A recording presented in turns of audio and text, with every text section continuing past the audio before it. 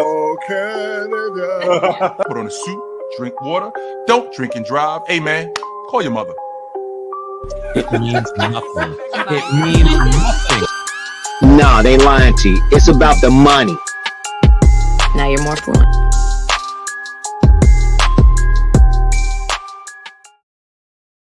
Now you're more fluent. Just so you know, I'm not saying she's coming, but ever since Trista, who's at the end you see there and says, now you're more fluent, ever since she left BetMGM, I said, hey, I'm sending you the link because back then she was on at the same time as we were. Right. So she's like, I said, she said, like, send me the link. She goes, I never know what I'm doing. I'm moving. She's building a house. I don't know if you saw all her stuff. She was like building her. So I'm sending you the link every week. So I was putting it out there, letting you know that it's been sent. Trista might show up. You never know. Yeah, man. It's real. I told when I tell someone, you know me, I'm a lot of things, but I am a man of my word. And when I say I'm going to send you the link every week, I'm going to send you the link every week. Right.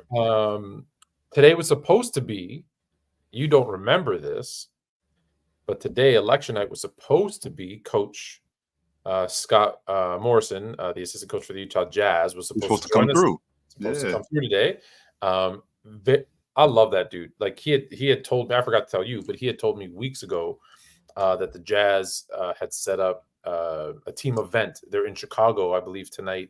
In preparation, either they played them last night or they're playing them tomorrow night, one of the two. And so they're in Chicago right now, and they're doing a team event. And so he couldn't. He definitely said he'll reschedule. That's why we love that guy. Speaking of election night,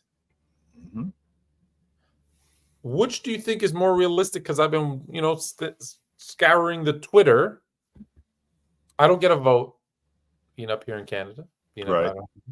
I saw two votes. One, tell me which one's more realistic.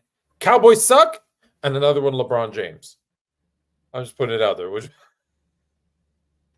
What's more realistic? The Cowboys suck or LeBron James? LeBron James president. What?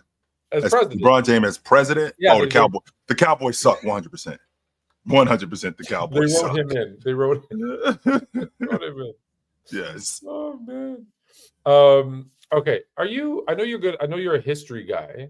A history guy. Yep. Are you a geography guy? I am. I got a B- in geography. Okay. I did. Here we go. You ready? Yep. I like hitting you up with some random trivia. So, in the world, there are only 4 countries that start with the letter H. 4 countries that start with the letter H. Okay, so for those of you out there that aren't aware, Hawaii is not a country; that's a state. No, it is not. It's not a country. So take Hawaii off the table. That's a state. So one of those countries would be Honduras. Correct. Let's see. Not the one I thought you'd say first, but no, correct. Honduras is one. Let's see. I'm thinking about Europe. Be quiet, chat. Don't look to the chat. Don't look. Don't you dare look. I'm not. Come on, in fact, chat. I'm not looking. Let's see. Honduras. Hungary. Yes. You're Hungarian. Honduras, Hungarian. Shout out to my old teammate Nick. He was from Hungary. Let's see. I'm thinking about Hong Kong is not a country, it's a city. I'm sorry. Let's see.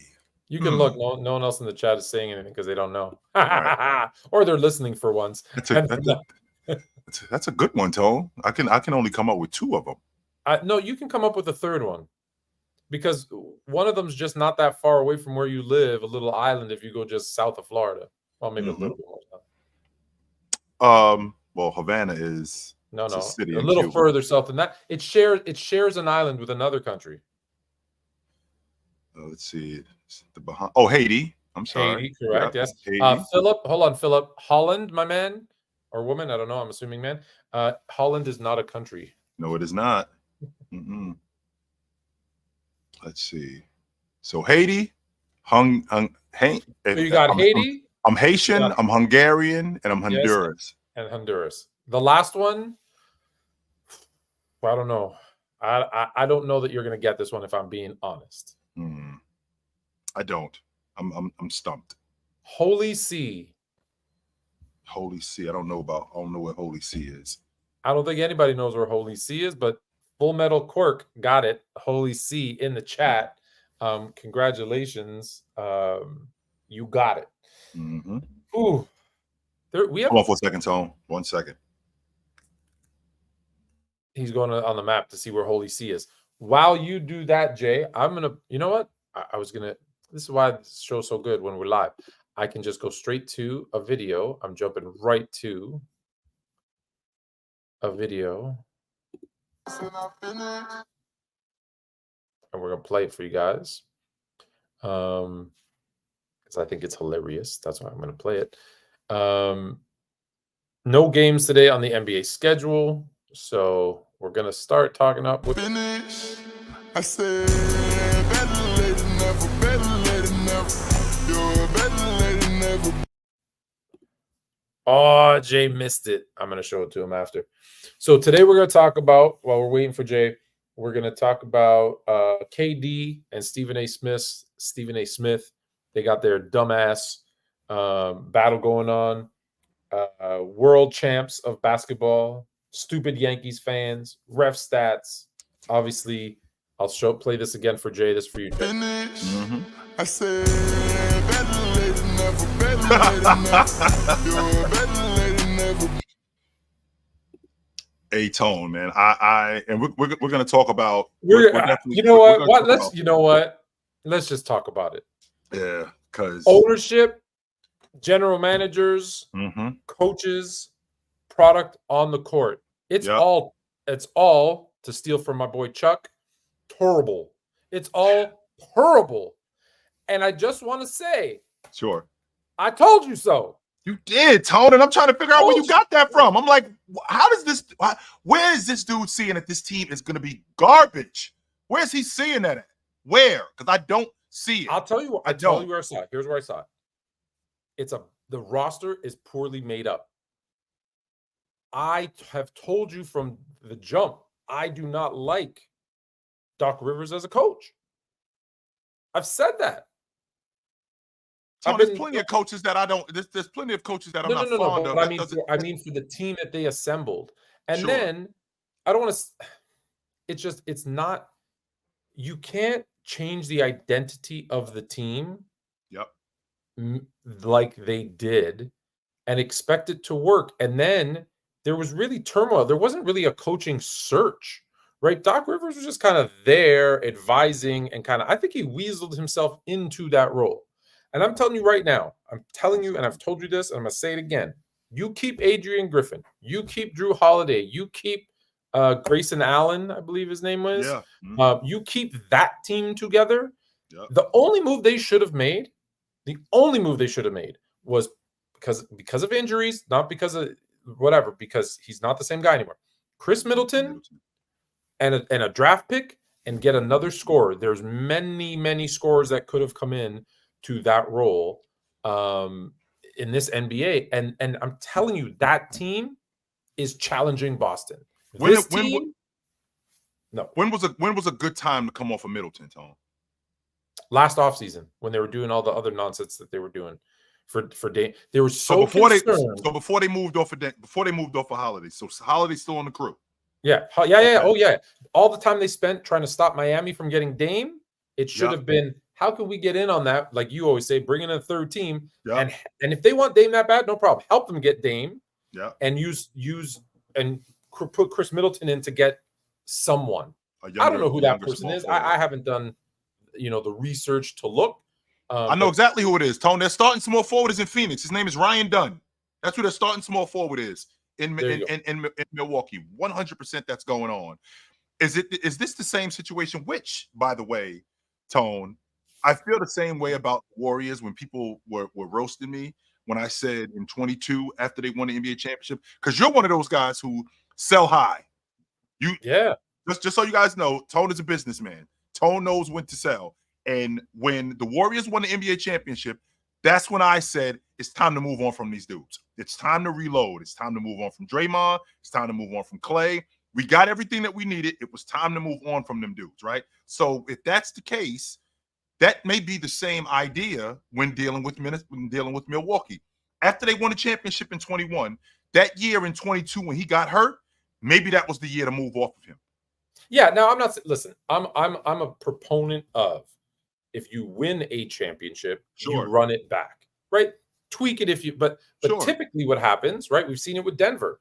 Once you win, those important pieces, those role players that people don't give enough credit to, people start to pick them away and say, "Oh, we got someone with championship experience, championship pedigree," and so you have to tweak. Once, to your point, once that injury happens, I hate to say it but this isn't a loyalty thing. I'm sorry, loyalty is dead.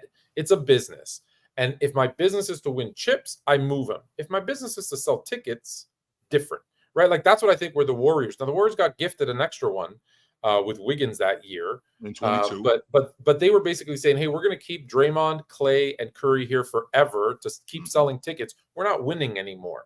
And then now it's it has started to kind of gotten to the point where they moved on from Clay.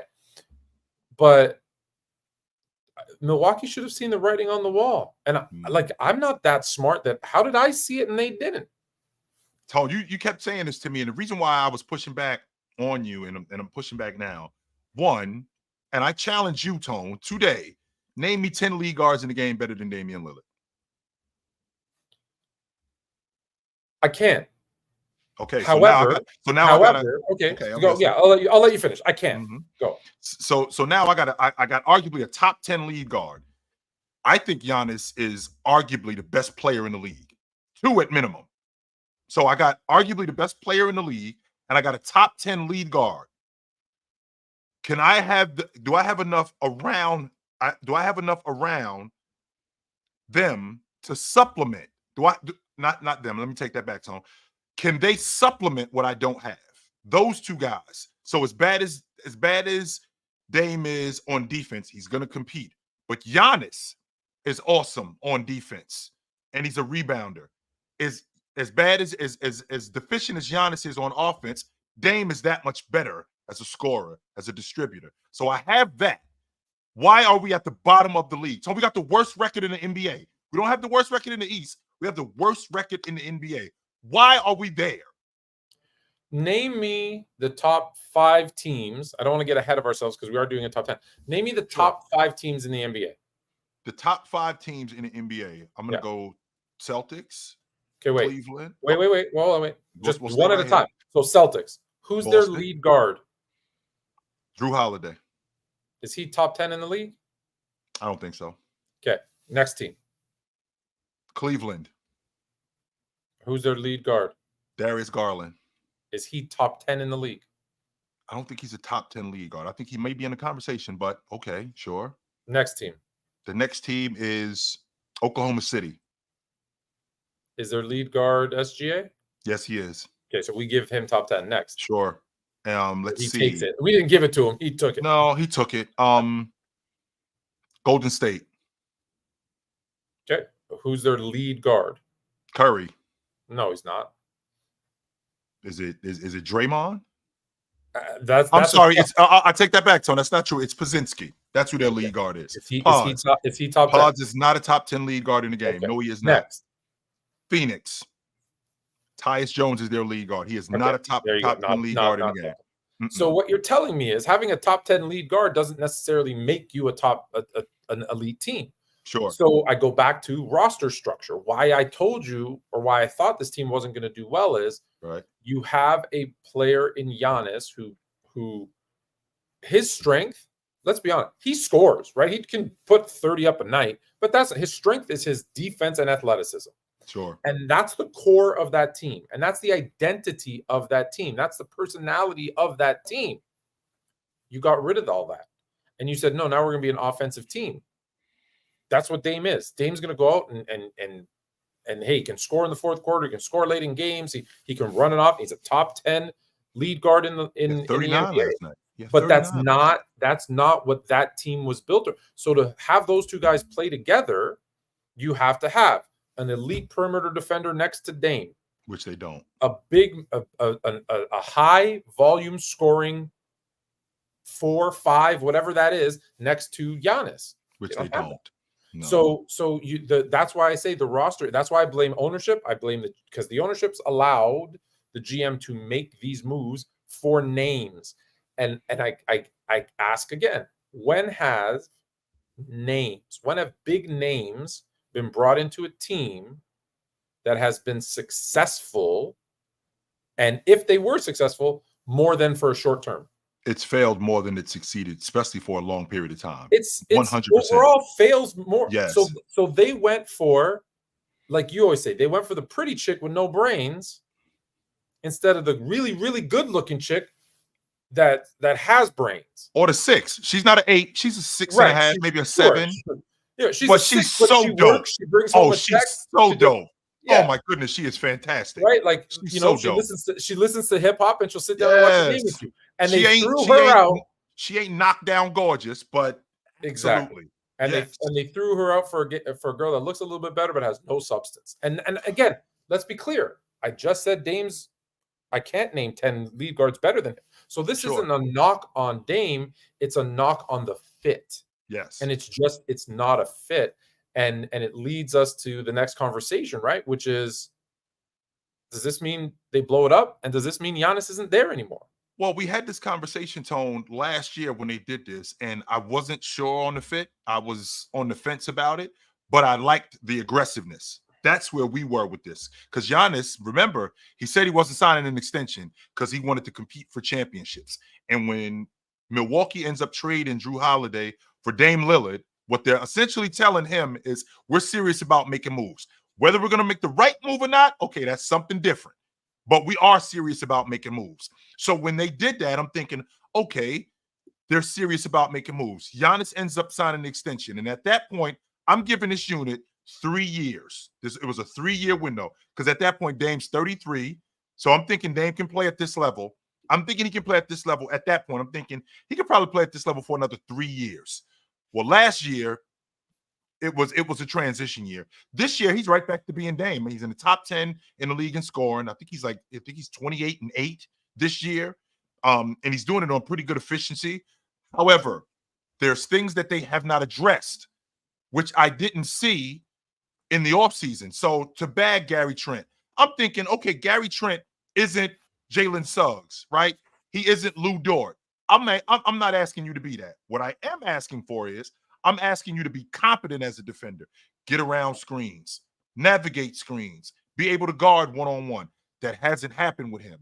What also has been the problem, to your point, Chris Middleton has been banged up. It's the second year in a row, Tone, that he's missed training camp and he's missed the start of the season.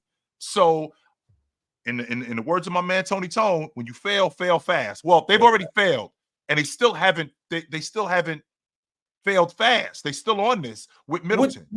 Which is interesting because they did it with the coach. Mm-hmm. Coach wasn't jiving with the players. Boom, moved on from him. They were paying 3 coaches at the same time. Yes, they were. And let's be honest, if this team starts off as they could, 1-10, 2-15. Oh my God. Can they keep Doc? Are they gonna now? Budenholzer, I think, has come off the books, so they'll go back to. They're only down to paying 2 coaches. Maybe they'll go down back to the thing. But I don't think it's. But I honestly, I don't think it's the coach. I don't think, as much as I don't like the fit of the coach, it's more for me the roster, which I blame the general manager more than anything. And maybe that's the ownership. Maybe ownership, because they do this too. They stuck their nose in where they don't belong sometimes. I'm not saying, I don't know. And said, we need to make a splash. We need a name. We need this. We need that. But you got a guy, let's be honest, Dame didn't want to go there. He didn't. So I'm not saying his heart's not in it. I'm not giving him any blame. I'm not even taking away from him as a player. I'm not taking away anything from Giannis as a player. It's just there's certain things that, I've seen 2 really good people get married and then divorced. And they're both really good people. They're just not a good fit for each other. Not good for each other. No, they're not. Not so good for each other. I think that's where and I think it's not just those 2. I'm saying it's the entire roster makeup, because when you have those 2 guys, you need to have certain things around them because they do have deficiencies, like major deficiencies. And again, they're not covering it up. So this isn't this isn't a situation like with Kevin Durant, where my game travels and you don't have to worry about me off the strength that I'm already who I am. I'm a bucket getter, and you know that. James, my game travels. James Harden, my game travels. I do this wherever I am, and you don't have to build something specific around me in order for me to get busy. My game is going to travel. But here's the thing too, like even all of those guys that you mentioned, sure, like Dame's game travels, Giannis's game travels. Sure. However, like you just said, you gave all the stats on Dame. He's still putting up numbers. They're not winning. 28 and 8. Right? So KD, yeah, you can plop him into any team and he'll do his thing, but the team's not going to win. And so that's where I think there's a disconnect with the way that I think, right or wrong. It's that anyone can go anywhere and do their thing, but can you do our thing and win games? And that's real. That's why I always tell people the team will always be bigger than the individual, right? LeBron James was the best player, I believe, in 8, if not 6. If you want to argue with me, 2 of the years, the best player on 8 straight finals teams. He didn't win 8 straight finals. We did not. But he was the best player, right? So the team will always be bigger than the individual. And I think that's where Milwaukee missed the boat, is they forgot about that, right? And again, could it be team chemistry? Could it be all these other? I think it's just more in this case. Who do we have? What's the supporting team? How can we build a culture and an identity? Is it too late for them? Don't know. But you know how hard it's a lot easier to, this is why people do this. A lot easier to change players than it is identities. Sure. Because once you create an identity, this is who you are. Yeah. 100%, especially in the league. So since you brought that up, Tone, I want to run down something really quick for you. So Thursday night, they got Utah coming to town. L or W? I think that's a win. And I hate to say that. Utah's they're not playing well right now. Mm-hmm. That next night, they get on a plane and they go to New York. They play the Knicks. The only team that's just as dysfunctional, but I think New York has enough firepower to get by them. So that's another L. That's an L. That's an L. 2 nights later, they got the Celtics in town. 40-point blowout. They get smoked. Maybe 22. 22. I'll give them a chance. 2 nights later, they got Toronto in town. That's a win for Milwaukee. They should beat Toronto.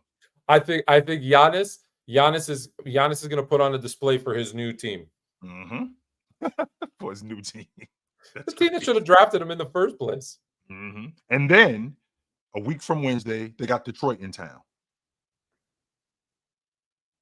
I think they lose to Detroit.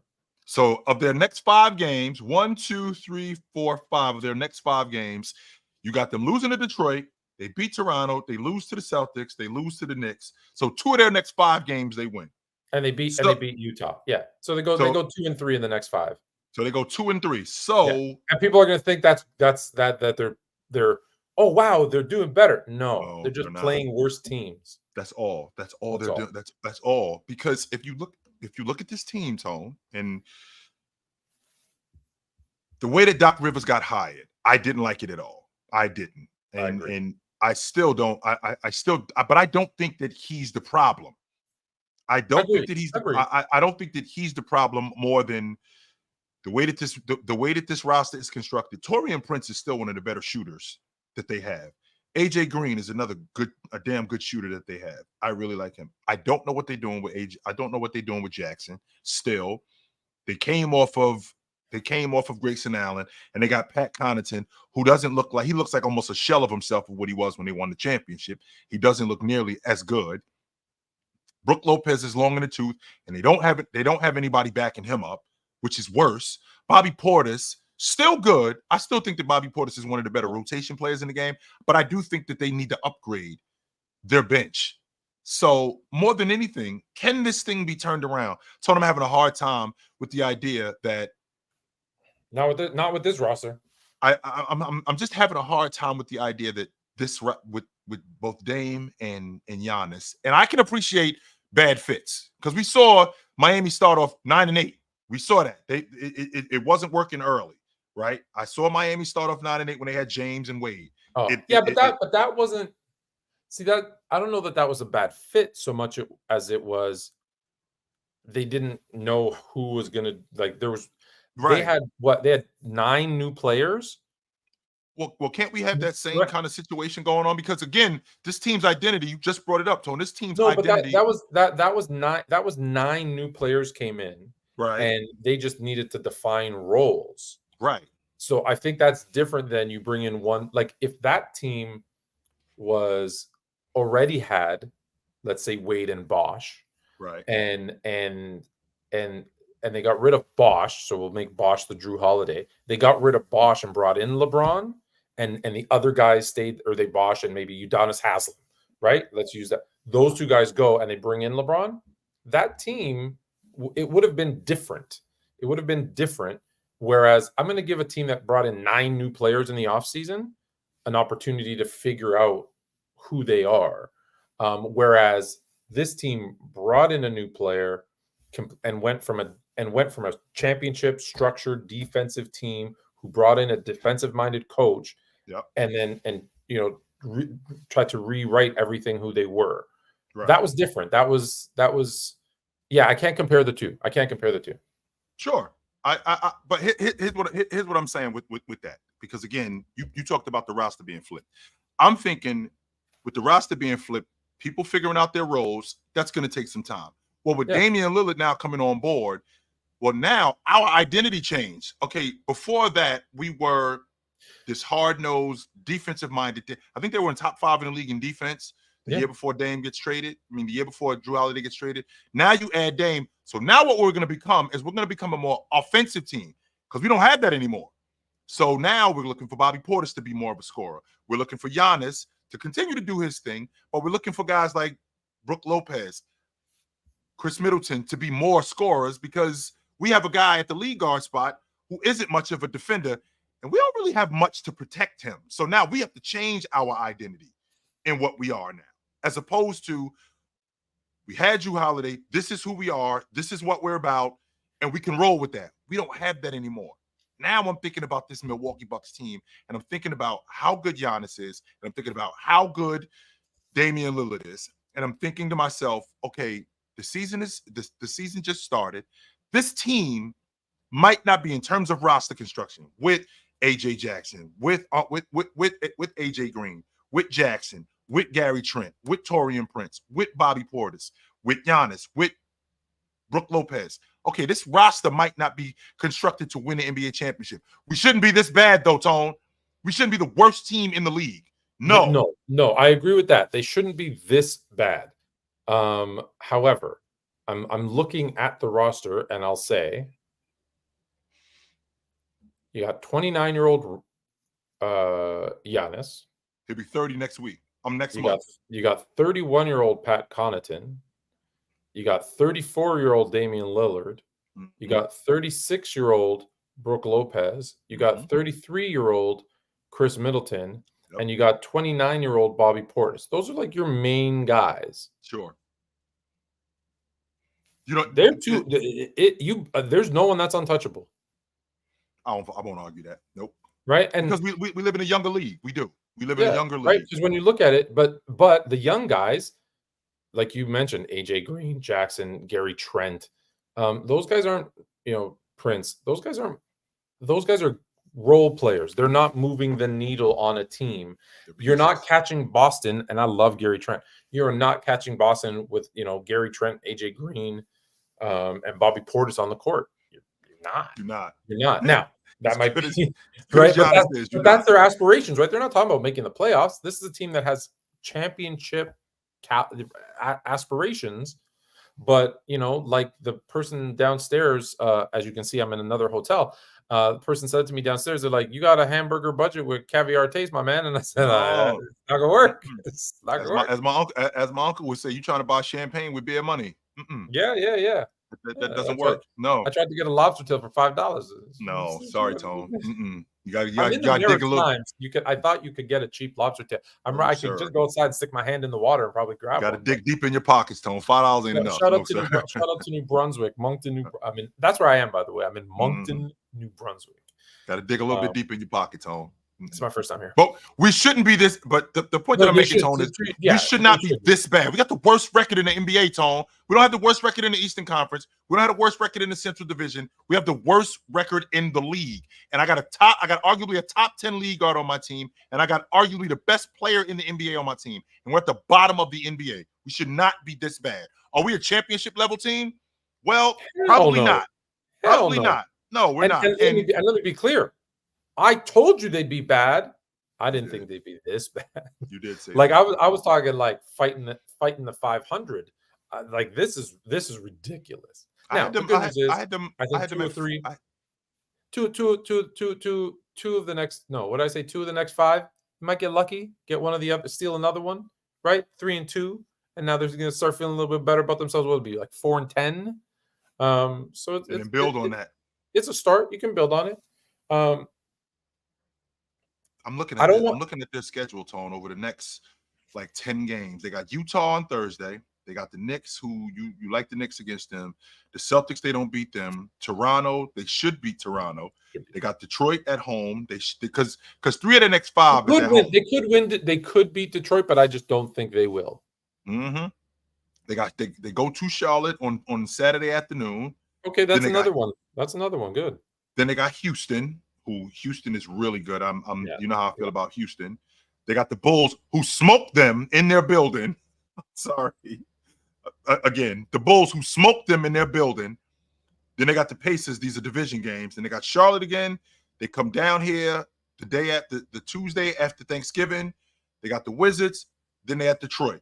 So they're next. Let me tell you this. If they go 7-3, after those 10 games, and you see them sitting at what will that make them? 8 and 11 or 10? 8, probably 8, something like that. 8 and 11. Mm-hmm. If they're 8 and 11, I'm calling it right now. Fool's gold. Oh, 100%. Fool's gold. Well, fool's gold. Wait a minute, though, Tone. Fool's gold for what? To win the NBA championship? Yeah, people are saying they're back. Okay, they won 7 of their last 10. Now, I told you that they're going to work out. It was just an early season slump, but no, this is going to be at best of 5. They're going to be what I said they are, 500 team fighting for the Tone. play. Remember, Tone. This is the same.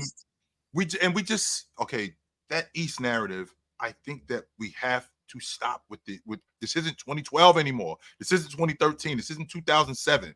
Oh, yes, it is. No, it's not, Tone. Mm-mm. Yes, it is. I'm looking at. You want to go down the East? It's only 2. Don't get me wrong. It's only 2 teams in the Eastern Conference right now with winning records. I get that. So it's 20. You're right, because in 2012 there was 3. So if that's the case, here's the difference, though, Tone. And so with the Western Conference, we got 6 teams that's 1 game over 500. 1. That's it. 6 teams in the Western Conference that's 1 game over 500, and then you got the other 3 that's rolling. But you also got a team in the Eastern Conference that's the best. They got the best record in the NBA, numero uno, and you got the world champion in the Eastern Conference. So because they get to play against the East. No, it's not because they get to play. It is. It is. How many good teams in the West? How many good teams are in the West? Let's see.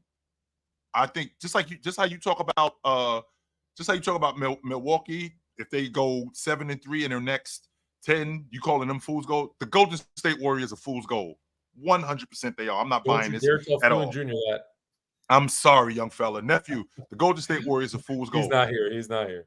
Oklahoma City, legit. Phoenix, I had them in the play-in tournament. Golden State, I think they're fool's gold. Houston, I think that they're going to be a top 5 seed in the West. The Lakers, I actually think they turned out to be better than what I thought they were going to be in the regular season.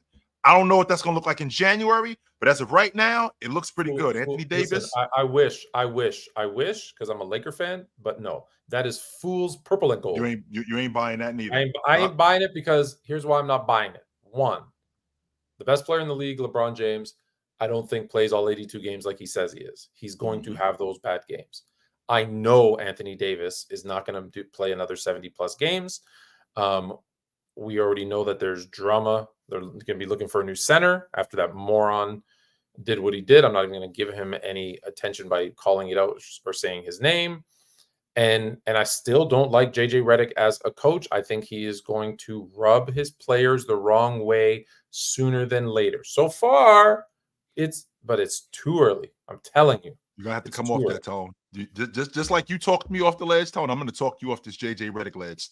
JJ Redick knows what he's doing. I have to give JJ credit. No. JJ Redick knows basketball. I'm not suggesting he doesn't know basketball. Mm-hmm. I'm not. He absolutely knows basketball. Sure. But I am telling you, the thing that makes him so knowledgeable, that arrogance, is going to rub his players the wrong way, and they're not going to say anything because they know he's LeBron's guy, and that's going to cause issues. I feel it, and I hope I'm wrong. I pray and I hope I'm wrong. I hope I'm wrong. I hope I'm wrong. I think you're wrong. So as I was saying, so 1, 2, I think Houston's good. I think the Lakers are good. Dallas, I don't think Dallas is fool's gold, but I think they got a good team. I do. Minnesota, I think they got a good team. Sacramento, I think they got a good team. Denver, I think they got a good team. Memphis, I think they got a good team. The Clippers, no.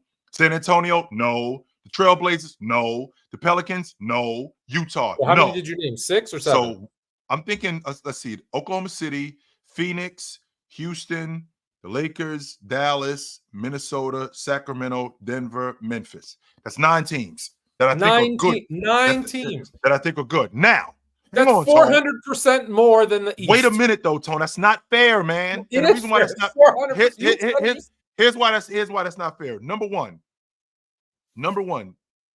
with Cleveland being who they are, they got a damn good team. The Celtics being who they are, they're the world champs. Let me ask you this. If the NBA did what they should do, which is eliminate East, West, here we go. Conferences, divisions, whatever, and just everybody played everybody the same amount of times, and the top 16 teams made the playoffs, regardless of how many teams from the Western Conference and how many teams from the Eastern Conference would be in the playoffs? Is that what you're trying to tell me? That what you're trying to tell me, Tom? 12 and 4? I think it would be more than that. I do think it would be more than that. I think the Knicks are. 11 and 5. I think Cleveland's a good team. I think Boston's a damn good team. I think the Knicks are a good team. Orlando, Paolo got hurt. I think that's what screwed them up. I think that they were a top 5 team in the East. Injuries happen. I think that screwed them up. Milwaukee and Philly threw a monkey wrench in everything that I was doing. They threw a monkey wrench in it, Tone. What's happening with them? They're at the bottom of the East. They're terrible. Both of them. Terrible. That's 5 teams right there. I didn't think the Bulls would be that good, but turns out the Bulls aren't bad. Brooklyn is fool's gold. I'm not buying that. Teams always get better when that fraud DeMar DeRozan gets traded from them. Him and Drake, funny. Speaking of terrible teams, I told you another team was going to be terrible. And now their best player got suspended. What's going on in Philly? Well, what's going on in Philly is I think we realize how valuable I don't think people realize how valuable Joel Embiid is to the Philadelphia 76ers and what he does for them.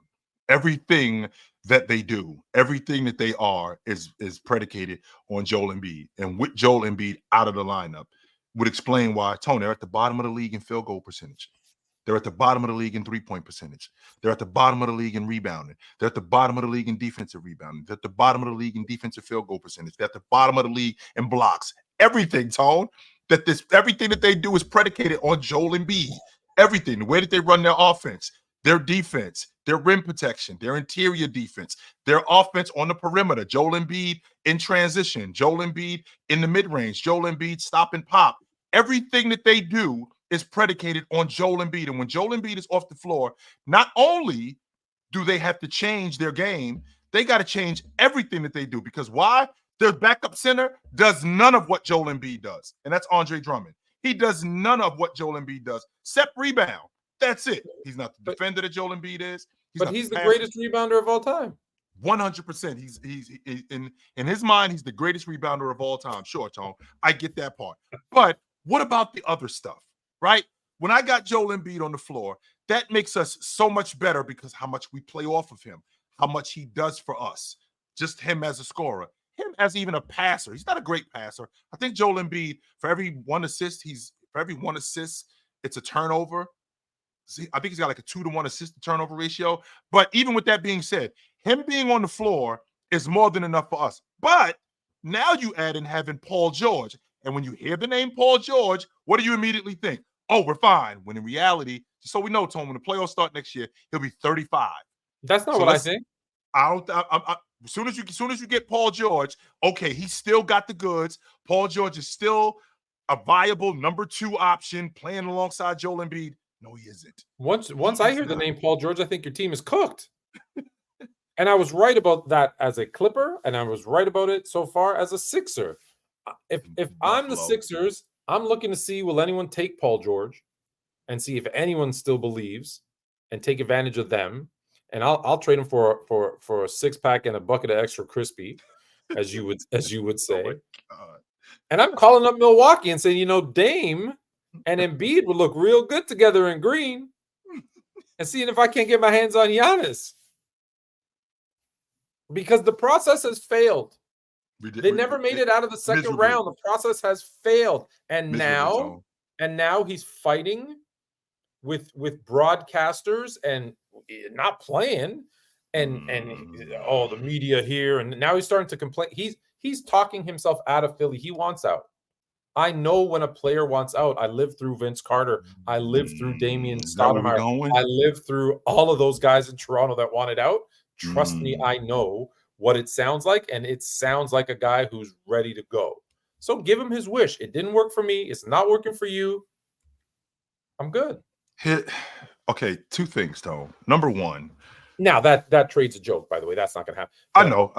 Well, number 1, Joel Embiid, him saying that he thinks it's BS, that he's done nothing for the city and he's not working hard. There is some, I got mixed feelings about this, Tone, and I'll get to the reporter thing in a second. And here's why I got mixed feelings about this. Okay. Number 1, Joel Embiid won the league MVP. How many cities have a guy who's a league MVP over the last decade? Not many. Not many. Denver, Milwaukee, Houston, not many. So you got a league MVP in your city. The last time you had that was over, when James Harden won it in 19. It's been in 10 years? Yeah. He won it in 18. So when you have a league MVP in your city, the last league MVP you had in your city was in 2001. It was over 20 years ago. You also got a scoring champion in your city. How many guys are leading the league in scoring? Not many. You had that in Philadelphia. How many banners go up for those? None. But and again, Tone, I appreciate what he was brought here for. But I can also appreciate the other stuff too. You do have this in your city. This is going on in your city. So don't make it sound like we're Charlotte. We are bad right now. And that's largely due to you knowing who Joel Embiid is. Tone, the process has failed. Joel Embiid came into the league broken, right? Joel Embiid came into the league broken. You knew he was broken when he showed up. He missed the first 2 years, but you still decided to build around him. And in the process of you building around him, he became awesome and arguably the best player in the league. You have that in the city of Philadelphia. But that's not what you sold them. That's not what you sold them when you said, let's start the process and tank. You openly tanked and created a culture of losing and said, but it'll be worth it. And with the exception of Joel Embiid, you missed on every other thing after that. Every other decision after Joel Embiid. So I don't blame Joel Embiid. Every other decision after Joel Embiid was wrong. Everyone. Coaching, players, what? Was Ben Simmons wrong? Yes. It's easy to say in retrospect, but that's what we're doing. We're looking back. Ben Simmons was wrong. Markelle Fultz was wrong. Letting Jimmy go and keeping Tobias Harris, wrong. That was the wrong decision. The big decisions were wrong. So it's time to move on. So let's move on. I'm going to give you 2 players. Where should Giannis go? Because I'm hearing Miami. Where should Embiid go? Milwaukee. Embiid should go to Milwaukee? No. Even though they do need a 5-man, but no, I'm not. Unless I'll even tell you right now, if Embiid goes to Milwaukee with Giannis and Dame, it still doesn't work. No, it doesn't. And Him in Golden State doesn't work because he just signed a contract extension. So I don't think Golden State works. Anywhere that Joel Embiid ends up where he's going to have to play significant minutes, he hasn't shown that he can hold up. So, Tone, I think Philly's stuck with Joel Embiid. I do. I think they're stuck with him. Would you trade Joel Embiid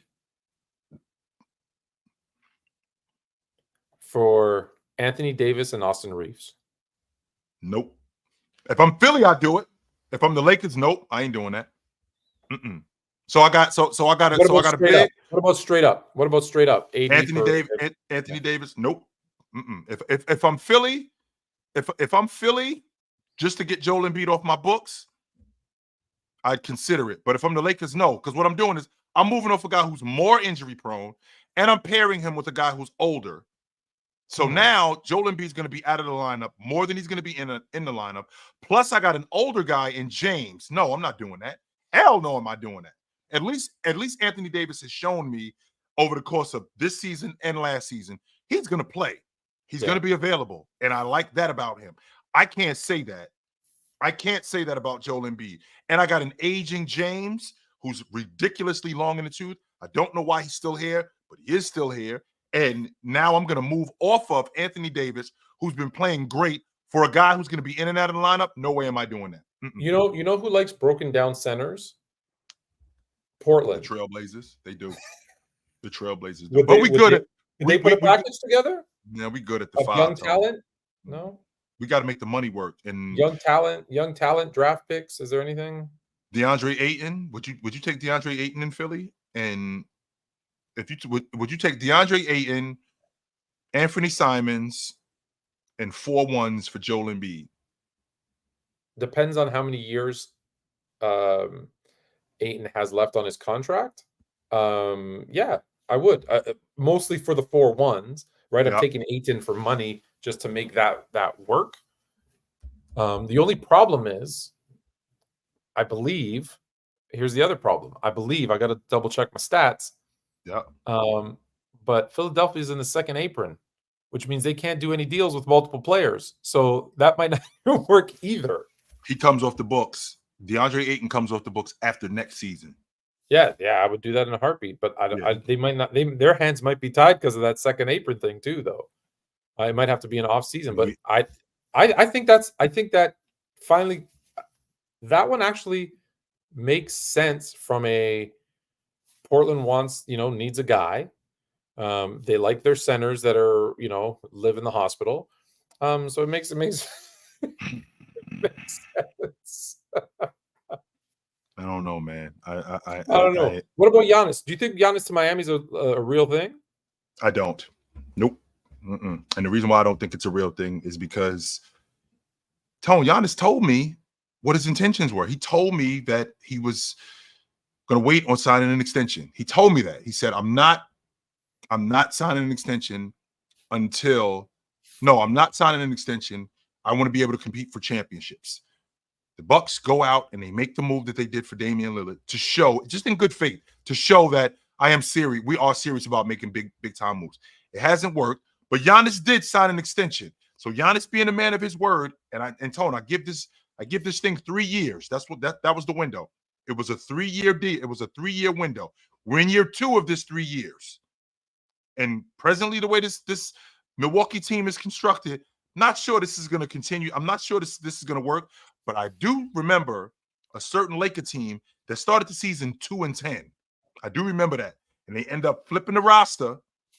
And they got rolling. And they ended up in the West Finals. That was a lot. Hold on, but whoa. They didn't just flip the roster. Uh-huh. AD got healthy. Yup. And played like an MVP. So that they also had a star player play beyond his better than expected. So sure. That helped a little bit too. The only reason I say no is plain and simple.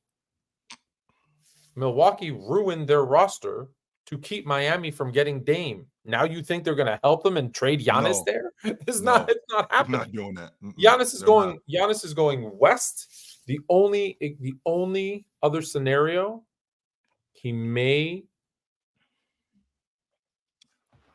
No, I'm not. He has no. He have no. The only interest he would have in Toronto is their huge Greek Greek and Nigerian population. population. Like he would be a god. And like I said, and they purposely leaked that draft day stuff where Masai was trying everything he could. I don't think there's a package they could give Milwaukee to get him. That's the only problem. Because they don't really like you're not going to give up Scotty Barnes. That defeats the purpose. And then beyond that, and he's hurt now anyways, I think. So Yeah, he is. But like you just said, Tone, when your boys flipped the roster, in the process of you flipping the roster, you had Anthony Davis healthy, playing at a league MVP level, arguably the best defensive player in the game at that time. Okay, well, we already have that on our roster right now. So we don't have to worry about him getting healthy. He's already healthy. Yeah, but so they're bad with him healthy. Right. They are bad with him Like healthy. if you told me Giannis was hurting and then they flipped the roster and then he came back healthy, I'd be with you. But you've already got, again, you're right. If they but I don't know who can they get in there that fills all these like where are you going to find a perimeter defender? I've told you this. I told you this last season, Tone, and you almost ran me over with a Mack truck when I told you 100% of the dates you don't get is because you don't ask. All right. I can promise you that. You're right. And you almost ran me over with a Mack truck when I told you last year, pick up the telephone, call up the New Orleans Hornets, and ask for Herb Jones. Pick up the telephone, call up the Chicago Bulls, and ask for Alex Caruso. Pick up the telephone and call up the Trailblazers. And who knew they could have got Alex Caruso for nothing? Oh my goodness. For pick nothing. up the phone and pick up the telephone and find out. Who is to say that the Bulls would have said no if you would have asked for Alex Caruso? Because I'm 100% confident that you didn't call him up and ask him. You could have very well called them. For sure, they didn't call. You could have very well called them up and said, "Yo, how you feeling about Alex? How you feeling about Alex Caruso these days?" And he was on the books for cheap. Pick up the telephone last season and ask for Herb Jones.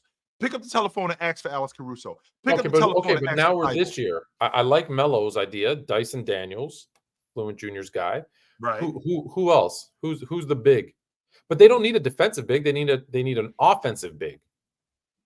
So I like Dyson Daniels for the perimeter defender. Who's the offensive big? Call up Trailblazers and ask for DeAndre Ayton. I think they'll hand him over, Tone. I think they hand him over. Of course they would. I think they hand him over. What team has he been on that he's made better? I think they hand him right over. Sure. And now you got Giannis, but the problem is that he doesn't stretch the defense like Brook Lopez does. His offense is like my defense. No, I don't want him on my team. He does stretch the defense in some spaces. He's got a really good mid-range game. He can rebound. The problem is that he doesn't stretch the defense out to the long ball line. That's where the problem is. Right? I don't think that's a good fit. And it's not and I can tell you right now, it's not happening in Indiana. Don't ask for Miles Turner. I think Miles Turner is soft. Cat's already solid in New York. So where does that leave us? That leaves us, we have to address the biggest problem here. And the biggest problem that we have right now is our perimeter defense. That's what we have to address. Yeah. And the guys that we have on the roster currently, Trent, Jackson, Green. The more I think about it, the more I think the perimeter defense is, and I've said it is the big, but I think it might be, I think you can get away with just addressing that. Yeah. Because I think that puts a lot of pressure on the back line too, right? And that makes it, I think that perimeter defender, I think they have enough scoring. As long as they don't have to give up what they have already. Dame and Giannis are untouchable. Yeah, but I mean, even I'm talking Brook Lopez, Bobby Portis, Chris Middleton's the guy that I think is the one that you say, hey, he's going to get healthy, he's going to be good again. Tone, I'll entertain Bobby Portis. I will. I'll entertain Bobby Portis. We can have a conversation about him, sure. And I love Bobby Portis as a rotation guy, but we can have a conversation about him and what you might be interested in, or what I might be interested in order to get him. But I mean, Joel Embiid, to your point, Tone, he's shoving reporters and he's talking about. Yeah, what's up with that? Well, like in what world is that okay? Tone, I got mixed feelings about this, man. I do, and not because. And hear me out. Not because I think what Joel Embiid did is right. You don't put your hands on people.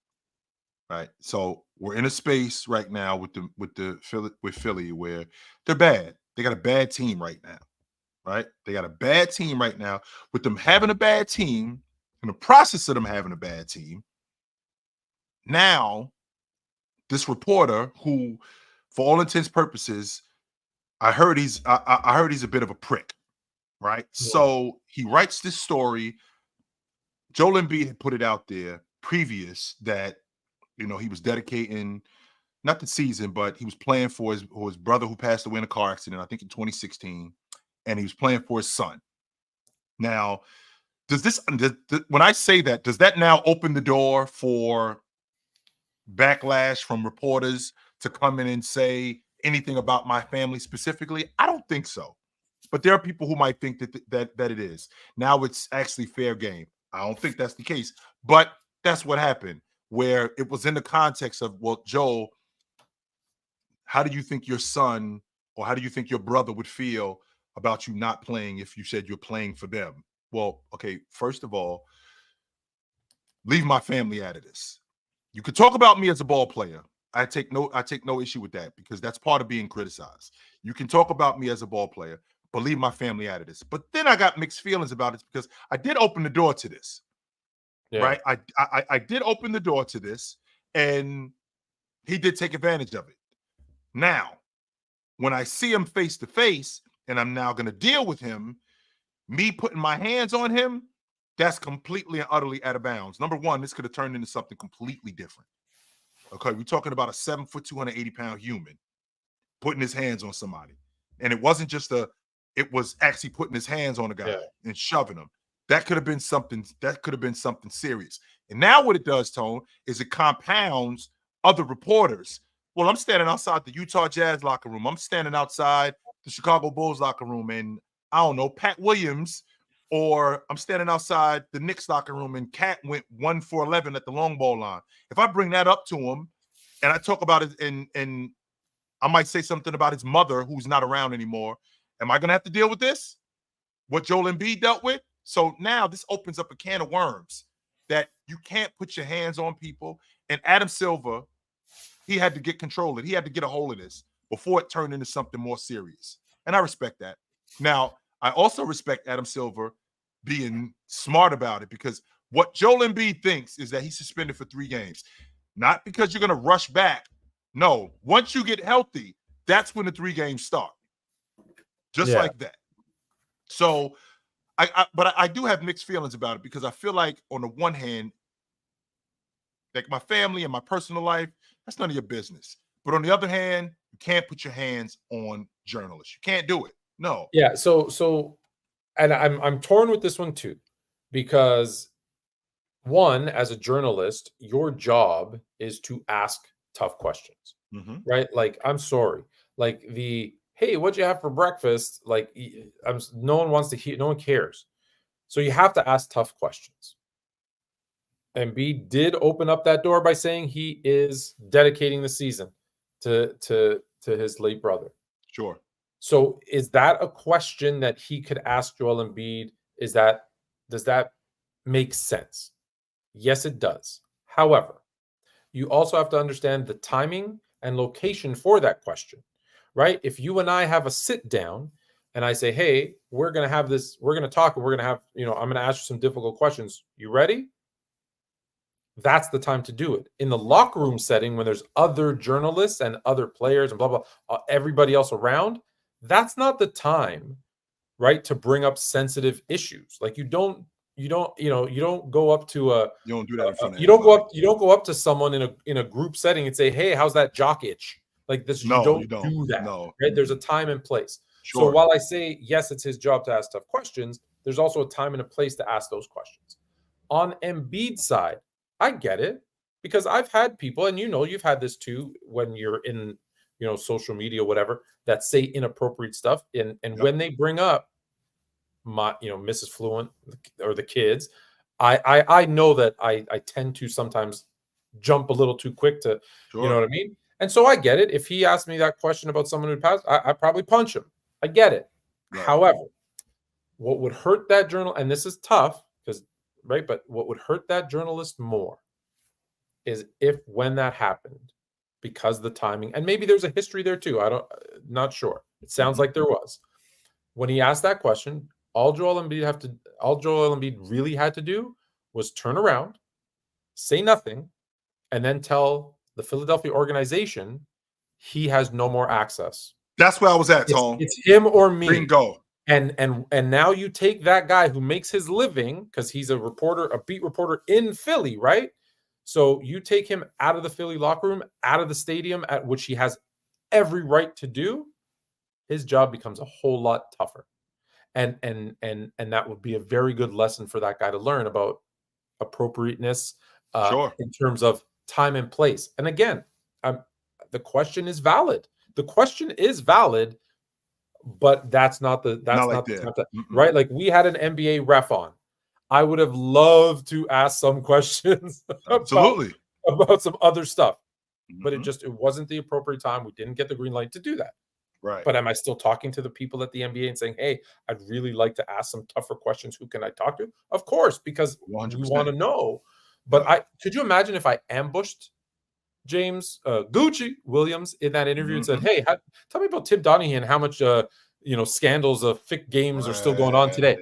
Are you crazy? Like, no. Like, it would be almost impossible for us to get anybody on again. You would see an immediate off, and it would be really difficult for us to get anybody on again. But to your point, and it doesn't have to be. Let's say, and again, Tone, I don't know exactly who he worked for, but hypothetically, he worked for the Philadelphia Inquirer. I'm not saying I'm not talking to the Philadelphia Inquirer anymore. I'm not talking to him. No, just him. Yeah. I'm not talking to him. And it's not the first time. There have been reporters who have said inappropriate stuff or whatever that have been told sorry. And and maybe it's not a lifetime ban, but it's the rest of the season. Sure. Go do hockey, right? 100%. You're not doing basketball anymore. Like, and that will, set him straight, because, like I said, valid question, invalid timing of the question. Speaking of media, we got a super chat that we'll get to in a second. But speaking of media, I beg and plead, and I know it's been a week, and it's not because I'm a Dodger fan. I beg and plead with the media, with fans, do not make these morons famous. Do not make these morons famous, because the thing that they did here, and I know you saw this, where they yanked the ball out of Mookie Betts' glove. Stupid. Not only is it stupid, it takes away from the game of baseball. It's going to ruin the fan experience. And if you make these idiots famous, you're going to get a bunch of other yahoos in other stadiums doing stuff like this. And guess what's going to happen? Those seats get pushed back. And then there's going to be a fence. And then there's going to be a this. And then there's going to be... And look, was it a Monica Seles where the fan went in and, stabbed her in the back? No. But when you have stuff like that happening, and you get guys who, like, these guys are so stupid. They really believe we're part of the team, right? Yes. We have a plan. That's the quote there. Someone defends, someone knocks the ball. We talk about it. We're willing to do this for our team. Unbelievable. He's actually justifying that. Bro, you're not a Yankee. You're not a Yankee. You are not on the crew. No. Wearing the jersey doesn't make you a we. You're not. And that's I've given it too much airtime already. I'm taking it down. But please do not make them famous, because I guarantee you, if it not only will other fans in other stadiums start to do it, then they'll take it to the next step, and then it becomes too far. And that's the bigger issue. Just to be clear, Tone, I am a platinum. I want to say this for the people in the cheap seats in the back. I am a platinum card-carrying member of the Yankee Hater Club. Just so you guys know. So to see them go down in flames, I can't tell you how much I enjoy that.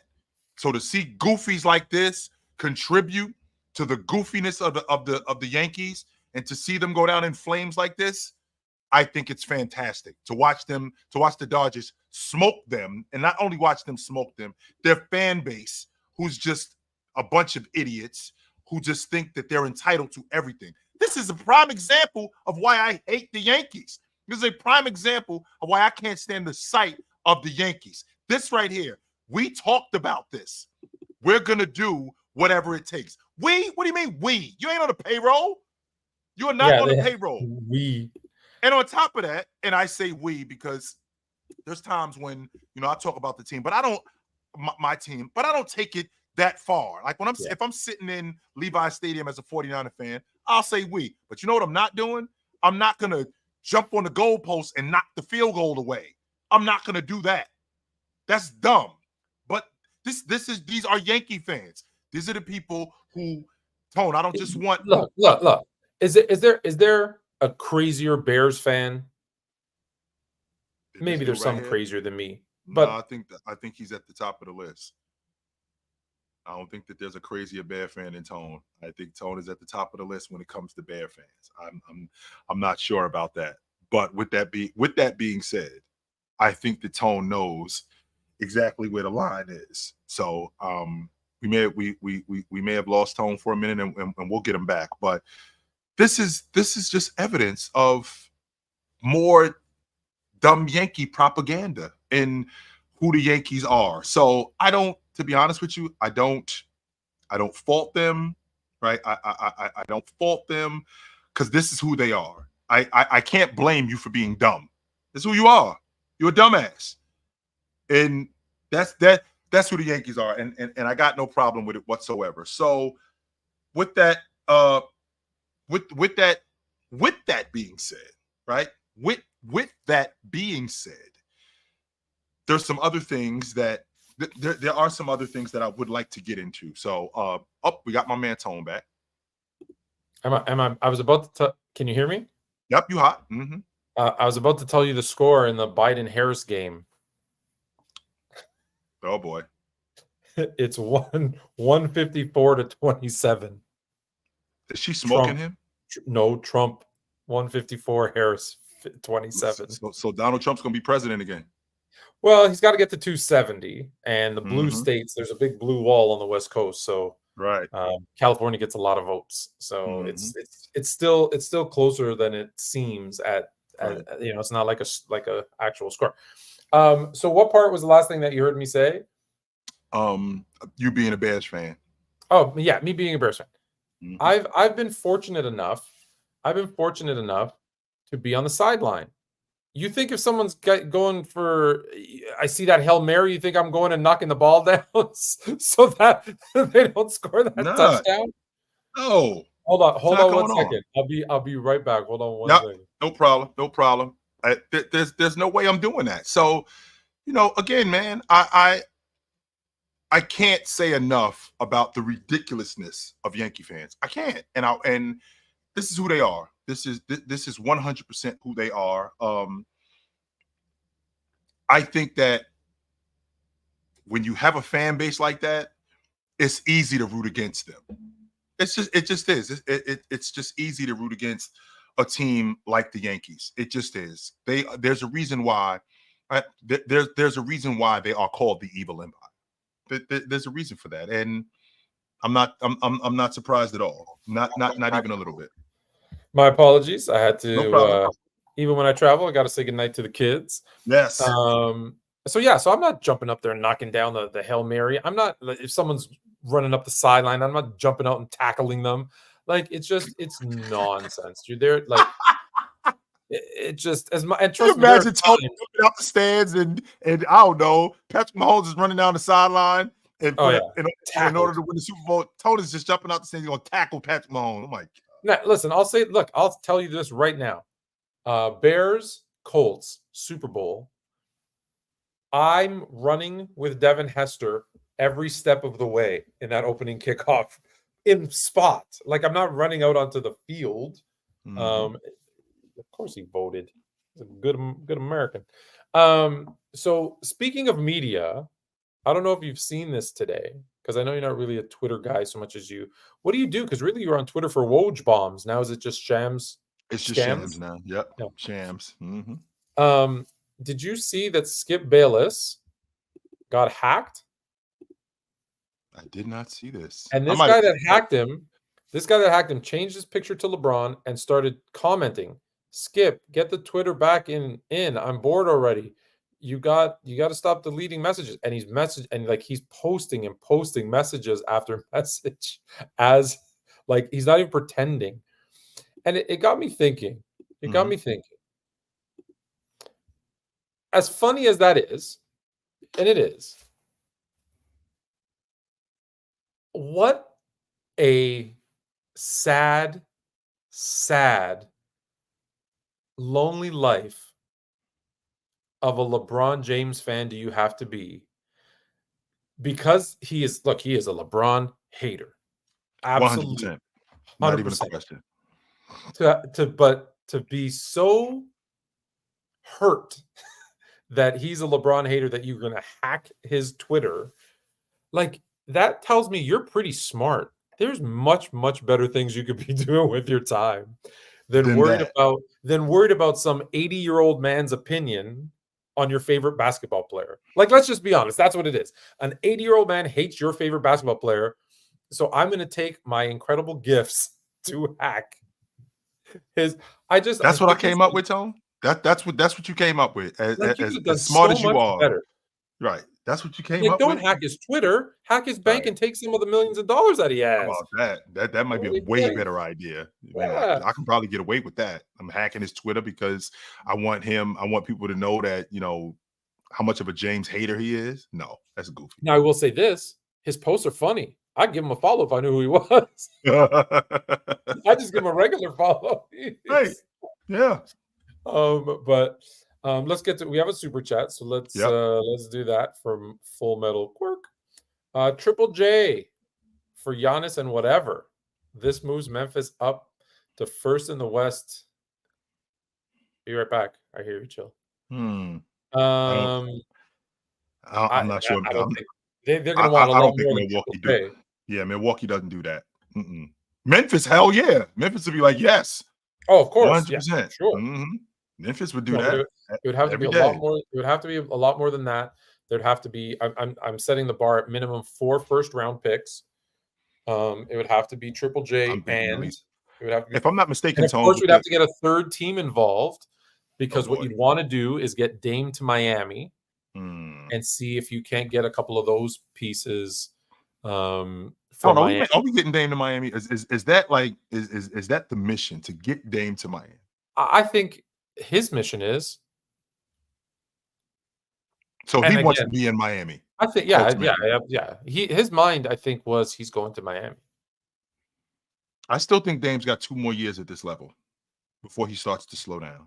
I do. I mean, I think he's at 28 and 8 this year.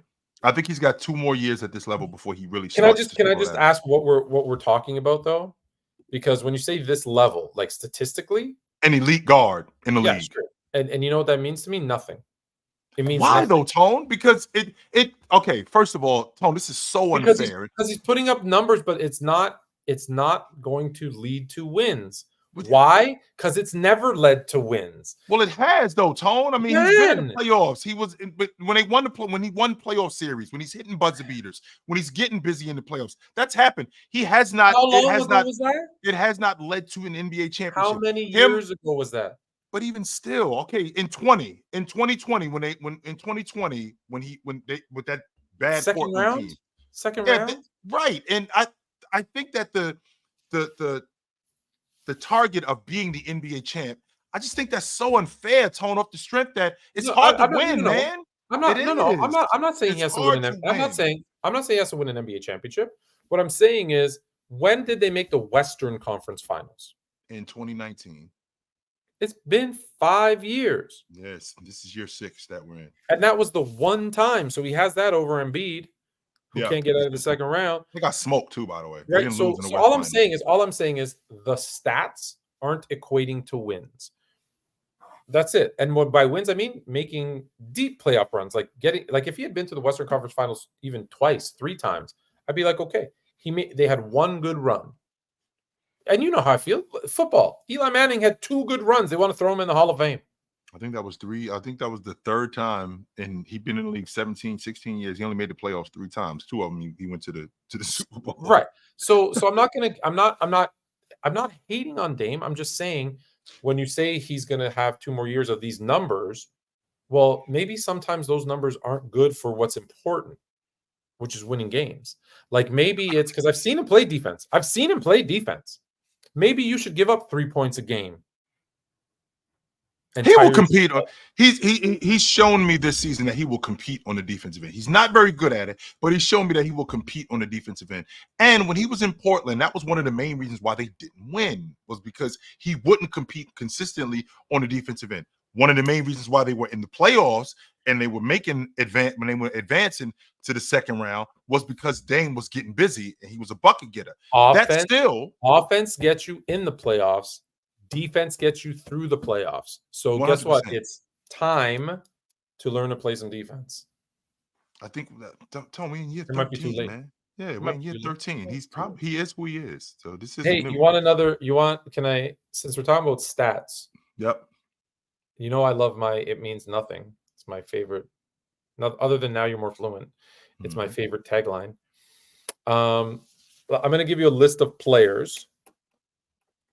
You tell me which one of them is in rank these 6 players in order of scorers. Okay? Yep. You got it? Rank these 6 players. Okay.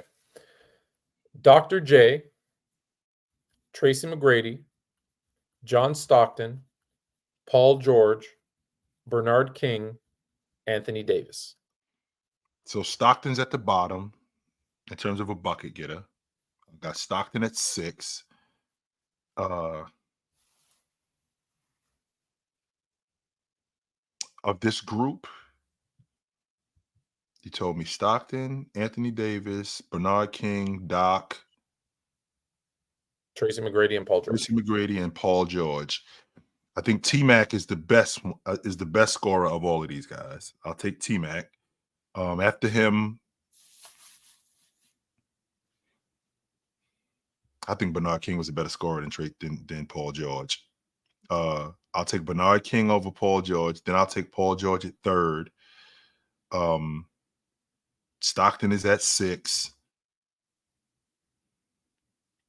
We got Doc and Davis. Yes, I'll take Doc at 4, and I'll take Anthony Davis at 5. All right. So more proof that totals mean nothing. Bernard King, Tracy McGrady, Dr. J, Paul George, Anthony Davis. John Stockton has more total points than all of them. Yes, all of them. Stockton has almost 20,000 points. Stock has almost 20,000 points. If you did, but that's the thing, though, Tone. If you did that, Tone, you're a football guy. Who's the all-time leading rusher in NFL history? Emmitt Smith. Is he a better running back than LaDainian Tomlinson? No. Is he a better running back than Sweetness? No. Right, no. And I'm a big time Emmitt Smith fan. Is he better than Jim Brown? No. Hey, so we can't just go off of totals. No, we can't do that. But the numbers do matter.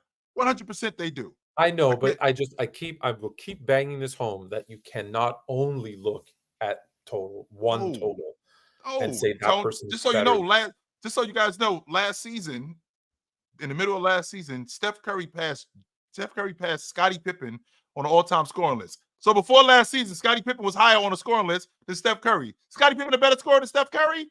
Hell no. No. No way. Hell no. And if you think that, you are on crack. Full Metal Quirk. Thank you for the super chat. Much appreciated. When anything over $10 gets immediate, you don't wait. Yep. I am from Kentucky, University of Kentucky. My favorite summertime spent at the University of Kentucky with Tony Delk and your guy Roger Groats. No pro team in eyesight. That's facts. Unfortunate. Kentucky's a good sports town, but I think it's a college town. Giannis to the Hornets or Memphis. LOL at Fluent. I give rare stats on PC. Broken backboard.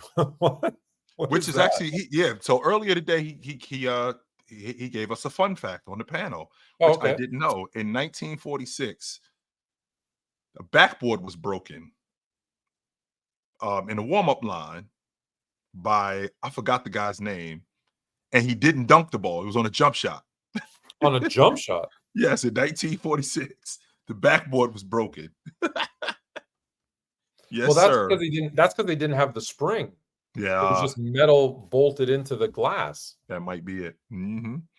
But to your point, when you talk about totals, Tone, we had this conversation about what 6 months ago when you brought up when you brought up Tony Parker. He got more playoff points than Chamberlain.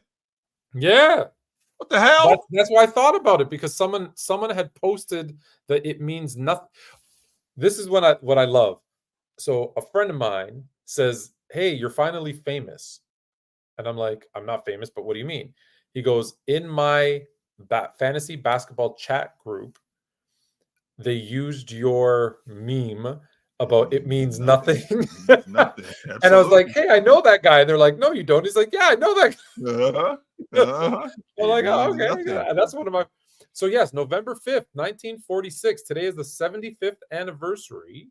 This must be 3 years ago. So today's the 78th anniversary um, of the broken backboard.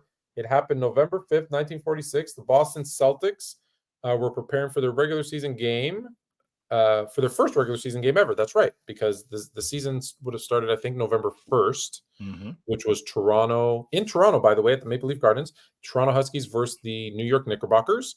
Toronto lost that game. In that game, interestingly enough, if you were taller than their center, he was 6'8", you got in for free. But tickets were only 25 cents. So there you go. So yeah, November 5th, 1946, Boston Celtics preparing for their first regular season game. While warming up, one of their players, Chuck Connors, the original rifleman, reportedly shot a 40-foot set shot that hit the front of the rim. The backboard. The backboard. Yeah, great. What the hell? Can't have nothing nice around here, Tone. We can't have nothing nice. But hold on. But that also wasn't the NBA, for the record. It was the BAA. It was the Basketball Association of America, which is interesting because the Basketball Association of America had their first game in Canada, which I think is funny. And then last I checked, Tone, Canada is where? North of North, and it's in North where though? Oh, North America. Oh, yes. The continent. Yes, it is in North America. Yeah. So I mean, okay, so that's fair. That's fair. And then they merged with the NBL. Do you know who was the leading, like the scoring champ of that first season in 1946? I don't. Joe Fawkes averaged 23.5 points per game on like 28% shooting. Garbage. Trash. Get Joe off the floor. He's killing us. He's done with the 40s. Get Joe off the floor. He's killing us. 28% garbage. He would be the NBA's leading scorer for the first like 10 years. I've never believed he shot over 35%, but my man still holds records for most field goal attempts in a game. And keep this in mind, those first few years, there was no shot clock. So they were scoring like 60 a game, and he was shooting 40 times. I love that guy. That is exactly how I would have. That's you, Tom. He is the one that was the first to take a jump shot, and that is how people then started shooting jump shots. So he was good for something, just not hitting a lot of those. Like he was shooting what would be a 3 back then. Like I have film footage of him shooting, and it's like he's shooting like Dame. He ain't making them, but he's like me. He's like me, catch and shoot. I think almost 80 years ago. Damn. Joe Fawkes. I love Joe Fawkes, yeah. Where I think I'm gonna do a TikTok series of just going through every season and just saying who the scoring champ was. Yeah. I lost complete track of what we were talking about. Let's go to, you know what? Let's go. Since we talked about what's his name getting hacked. Chat, we did, yes, we did. Did we answer the super chat? No, I don't think we did. Oh, did I not? Oh, my bad. My bad. Draft a starting 5 from Kentucky. Ooh, we got lots in the league. The best starting 5. That's good one. Best starting 5. So at the 5, I'll take Dan Issel. At the 4,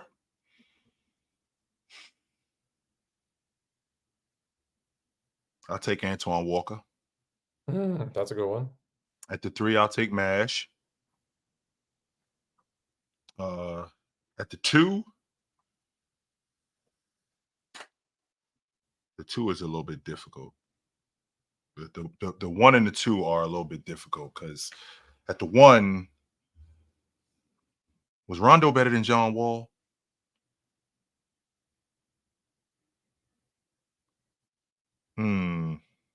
I think I'll take I think I'm taking Rondo over John Wall at the 1. I'm stumped at the 2 spot though at Kentucky. Ron Mercer was not better than Jamal Mashburn. He wasn't better than Rod Rose. Are we talking about in college, Mhm. or how they ended up like playing? Like I'm going off of college. I'm just going off alums. That's all. I'm not going specifically off of. I'm not going specifically off what they did in the NBA. I'm just going off of who they were. Because I'm probably going. I know you like Dan Issel's. Tough to argue with Dan Issel, but I feel like Anthony Davis is a better basketball player, right? So I'm struggling to say like Anthony Davis. I do like Antoine Walker, although DeMarcus Cousins was a beast. Like Kentucky's so tough, right? You got Devin Booker, John Wall, Anthony Davis, DeMarcus Cousins, Jamal Mashburn, De'Aaron Fox, SGA, yeah, SGA. Like they are stacked. Maxey went to Kentucky too, by the way. Jamal Murray. Think about it. Jamal Murray doesn't even get in the conversation. Well, not just Jamal Murray. Maxey went there too. Oh, didn't Bam go there too? Bam went to Kentucky. Yep. Oh boy. Okay, so I'll go Boogie at the 5. Davis. I'm reuniting them. Davis at the 4. Can I play Walker at the 3? I'll go Walker at the 3. I'll play Walker. Yeah, I'll play Walker at the 3 because he was a stretch. And then I'll go Book and John Wall. That's a pretty good 5, Tone. That's a damn good 5. That's a damn good 5. Tyler Hero wasn't better than Derek Anderson, by the way. Full Metal. I know you're going off of what's going on today and what you've seen recently. Tyler, there was guys. Tyler Hero wasn't better than the guy that plays for the Rockets, Shepherd. Tyler Hero wasn't better than his father. No, he wasn't. I played that summer camp with his father. Yes. His father was dope. Tyler Hero wasn't better than his father. So he was dope. Here, I'm going to give you some guys. Jeff Shepherd is his name. We mentioned Issel. I just pulled this up.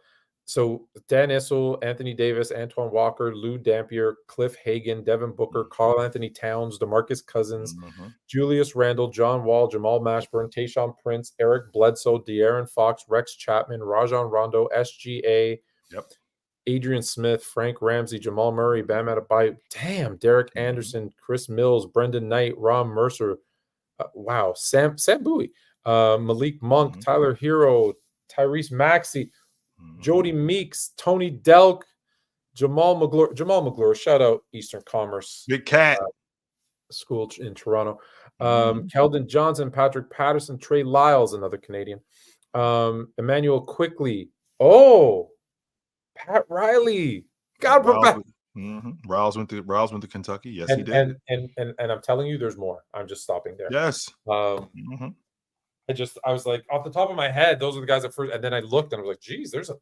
damn Kentucky. What's the point of this? Are you trying to because it sounded to me like Full Metal is a Kentucky fan.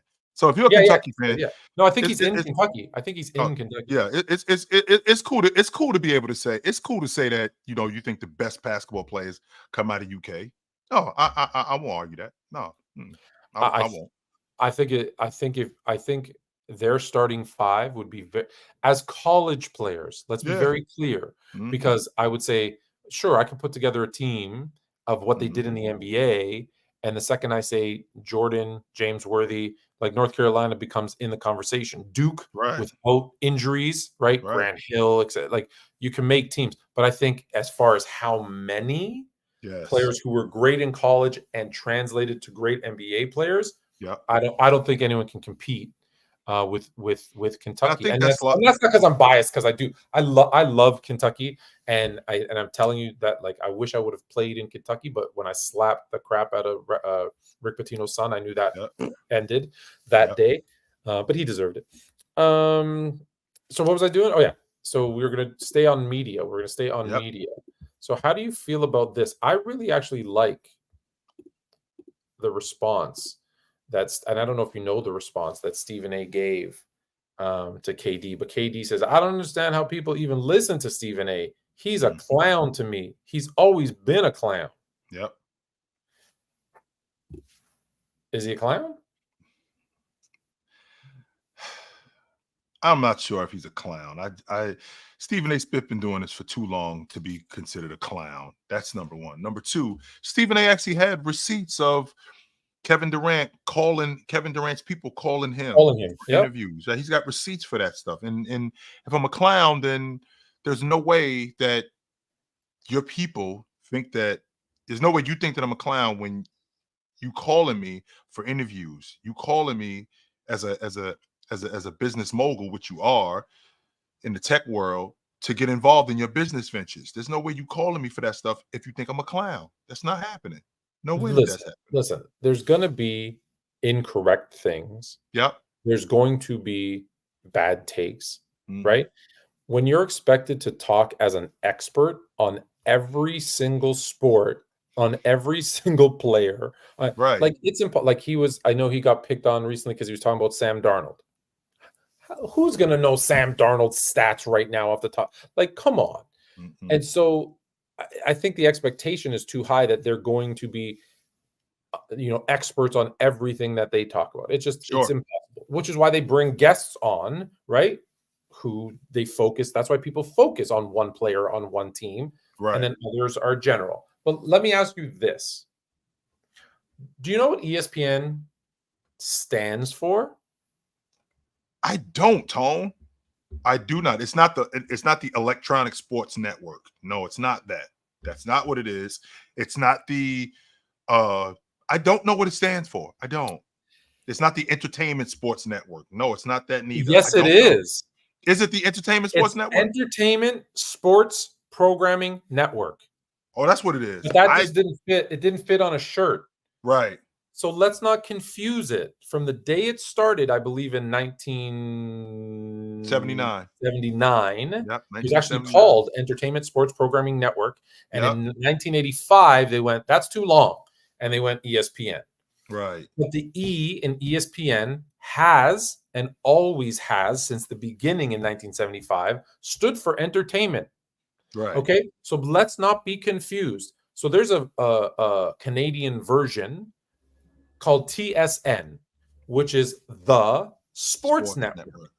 The Sports Network. So they do sports. And I promise you, they're not entertaining. ESPN, the first word is entertainment. Sure. Because that's what they do. And Stephen A is, entertaining. As much as he's been a journalist, a columnist, a beat writer, he is entertaining. Yes, he is. And that's his job. But wait a minute, though, Tone. Even if I am entertaining, that doesn't mean that you can't take me serious. Tone, you're entertaining. I'm entertaining. Sure. But that doesn't mean that just because I'm a part of entertainment that I'm a clown. It doesn't mean that because I'm a part of entertainment that I can't be taken serious. There's a lot of merit to what I say. Stephen A is a bona fide journalist.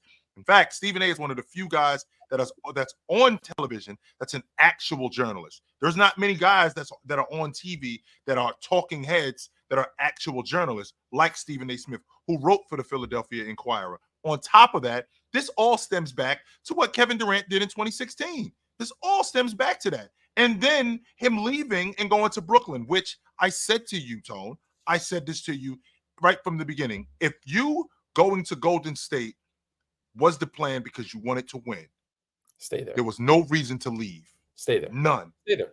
Yeah. There was no reason to leave. I would have respected him more if he stayed. Because then I knew he was listening to people and he cared what other people thought. The move to Golden State, whatever anyone said, he could have stood, as they say, 10 toes down and said, yo, I'm a free agent. I'm free to do whatever I want. This is my decision. And I'm staying. And I would have respected it more. Mm-hmm. And for him to call Stephen A a clown, the guy who has burner accounts because he's so sensitive, the guy whose brother attacks people in their DMs when they criticize Kevin Durant, like those are clowns. Mm-hmm. So I actually said, and I know I'm not going to get a response to Kevin Durant. I was like, if you're calling him a clown, which he can be at times, Stephen A. Well, it takes one to know one. Takes one to know one. Because if you're mad about his takes or things you don't agree with or him being wrong about stuff, well, then we're all clowns. They were all clowns because nobody's right all the time. So he's just so sensitive. He's so damn sensitive. I've said stuff, Tone, that I look back on it and go, yeah, you might want to be able to walk that back. Am I a clown for saying that Giannis is a better offensive player than Joker? I don't know if I'm a clown for saying that, but at the time, but someone would say you're such a clown for saying that. Yeah, you're good. But I got sucked into what was going on at the time. Thinking back on it, I walked that back like, no, he is not. But at the time, I thought that.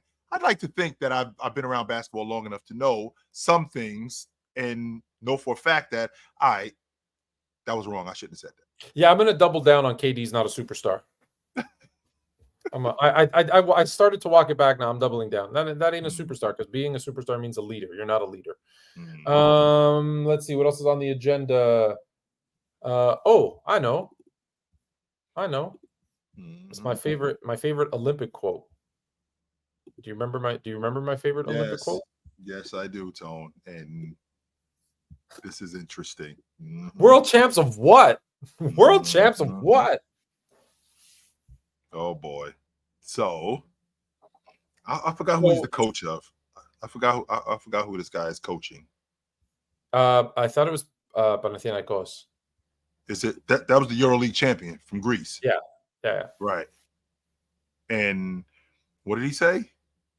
He said Boston Celtics, or he said them, are only NBA champion. Correct. We are the EuroLeague champion. Correct. This is a challenge. Come to play. Then beat us. You can be the world champions. And I disagree. No, that doesn't work. No, because why? Because then the Italian league champ will go, well, you ain't beat us. That's right. Then the Australian league champ will go, well, you didn't beat us. And then the French league champ will go, well, wait a minute, you didn't beat us neither. So what makes you the world champ? Well, Tony, we've already had this conversation. I would love for them to bring back the McDonald's Open. I would. I don't think that makes you the world champ either. Why not? Because you didn't play in the league? I believe a league versus a league versus a league is fun. Don't get me wrong. I'll call it the world. I'll call it the world champ. I'll even call it the world champion if they go and play the McDonald's Open, where the winners from the Euro League and the South American League and they all play in a tournament, and then the whatever. I'm cool with that. People think the best players in the world come and play in the NBA, so the NBA champ is automatically the world champ. And I'm sorry, that is very the world revolves around the U.S. mentality. It is a very American thing to think. However, for me, again, I can only speak for myself. The world champion comes from a world event. So the World Series of Baseball, the world's meaning not MLB, like the World Series, like of minor, it's teams from all over the world, different countries, right? Play, and one country is the world champ. Sure. For me, world champion means you've in a world competition. The problem with the NBA saying they're the world champ is that best players in the world play in the NBA. Agreed, no argument, sure. No debate even. And could the Boston Celtics go and beat the EuroLeague champs, the Russian League champs, the South American? 1,000% they're beating them. They're beating them 1,000%. However, I don't know about Boston in particular. I got to look them up. All of those teams have the best players from around the league playing in the NBA. Right. So you've diluted because of the money, right? They're the ones that pay the most. You watch when the Saudis start paying more, you're going to see more people going there. You think so? Well, what'll happen is like with golf, there'll be like a live basketball, and then they're already infiltrating. They already got Emirates on the refs. They already own the in-season tournament. Yeah, it's coming. But that being said, a world championship is a challenge of countries. Mm-hmm. Or individuals that can come from any country. That's different. But in team sports, so I can't have a team in Boston that has a player from Russia, that has a player from Canada, that has a player from America, that has a player from Brazil, that has a player, and say, well, I'm world champ. Well, yeah, if you took the best players from every other country out of their leagues, out of their respective leagues, you better be the best. You better be. So that's why I don't like Now, that might be, now people will use that and say, well, that's why they're the best, because they're the best in the world. They are the best in the world. For me, a world champion is a world competition of countries. And maybe that's semantics, but that's me. And I'm not saying that's right or wrong. I'm saying that's just how I feel. Would it be the same tone as the New York City Marathon or the Boston Marathon? Okay, it's held in Boston, but the best runners are from Kenya. That's different Brazil. because it's individuals. Okay. So it's the best runners from around the world, right? Yeah. Come and they race in that race. So yeah, Right. That's world champ. Tennis, it's all the That's best what I'm players. talking Golf, about. yeah, The U.S. golf, Open. world champ. All of Right. those things, I agree. But when it's team sports and on your team is Yep. players from all different countries, Mhm. then you're just that league champ. And look, that doesn't mean you're not the best in the world. The Boston Celtics are the best team in the world. They're just not world champs for me. Fair enough. Right? Fair enough. You know, like just think about the Denver Nuggets. And this was a bit more prevalent to me 2 years ago when they said Denver is the world champs. And I said, if you take their two best players who are neither American and put them back in their countries, is Denver the best team even in their division? Now Right? we're Like, talking about something completely different. they might not even be the best team in Denver if they take those two guys off. Oh, Full Metal. Got one more. What do you got? Is it possible to be a spacer? Oh, I love this question. If I cannot shoot the three, maybe I am a slasher, offensive Yes. rebounder from hell yeah. You dig? W show you two are abracadabra showtime match. I don't know who this is. I love this guy. Yeah. Yes, it is. Yes, go ahead. It I know how you 100%. feel about this, so I'm going to let you go first. Yes, it's 100% possible to be a spacer, and if you can't shoot the three, people think that just because you can't shoot the three, you can't be a spacer. In fact, that's where your game in the mid-range, right in the mid-range and in the mid-post, that's where your game expands, and that's how you move out to the long ball line. I don't need to guard you. I don't need to guard you out at the long ball line if you can't really shoot at the long ball line. If you shoot in the mid-range and you're good, I have to guard you out there, which is creating space in the lane, which is creating space on the baseline. But now if not only can you shoot in the mid-range, but you can also shoot at the long ball line, now that gives you even more space, because now that frees up the big man even more space in the paint. That frees up the big man even more space in the mid-post. That frees up the big man even more space in the mid-range, which now gives guards, not just at the long ball line, but even at the rim, opportunities around the rim to get to the basket. And I think that all starts with being at the mid-range and being able to shoot in that area, and then spacing yourself out to the long ball line. People act like they've just never watched basketball before sometimes.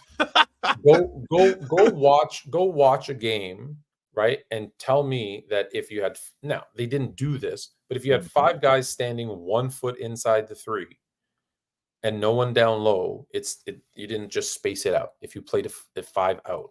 And let me give you a player as an example. Kevin Garnett shot in the low 20, I believe, percent, maybe 27. That's high 20s, but I think maybe 27, 25% from three. Sure. Do you know what he shot from 16 feet to the three-point line? From 16 feet to the three-point line, he had a really good mid-range game.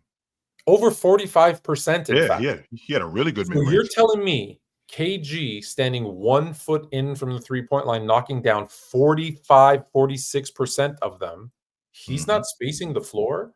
The reason is people don't realize there's two things that happened at once. So as the NBA expanded and became more of a three-point shooting league, so I'm doing it down on my table, you can't see. As they expanded and became more of a three-point shooting league, the skill set of the 4 and 5, and let's be clear, sorry, there were guys that did this, like Paul McKeskey, Bill Laimbeer, Jack Sikma. These guys were centers, were bigs that shot from the outside. But now there's way more. So as those 4s and 5s started to come out too, and the lane opened up and there was 3-second defense, so you couldn't stand in the key anyways, it made the appearance of more spacing because of the three. But if you had that same rule of the 3 seconds and you had your 4s and 5s even shooting mid-range KG shots, same effect. But of course, if I'm at the logo, it creates more space. But you can only go so far wide And that's really the spacing that matters. Spacing it out to the foul line or to center Sure. is one thing. But if you think about it, if you are guarding your guy who's at the corner 3, okay, Yep. that is 22 feet. So I can give him 5 feet, easy, 5 to 10 feet. Well, now I'm standing in. So the spacing this way to have open driving lanes is still it can only be the width of the court. There's only so that's what I'm saying. Is 22 feet on the corner that much different than 20? It's really not. So yes, is it now if you're standing at the logo and you're Steph, but honestly, how many guys are you actually worried about hitting from the logo consistently? 3 guys, 5 guys? Not many. Not Not many. nearly as many. No. So you're giving them that. You're gonna give them that. So that's why I say yes, spacing is more when you have efficient 3-point shooters, but you can absolutely space the floor with mid-range. 100%. Yes, you can. 100% you can. Yeah. Sure. Mm-hmm. I want to ask you a question, but first. It's good stuff right here, boy. I already know what this is about to be. No, you I don't know what it's about to be, but I know tone. So No. I know this is gonna be something I good. said, better late than never, better late than never. Garbage. Sorry, I had to show that one more time. Trash.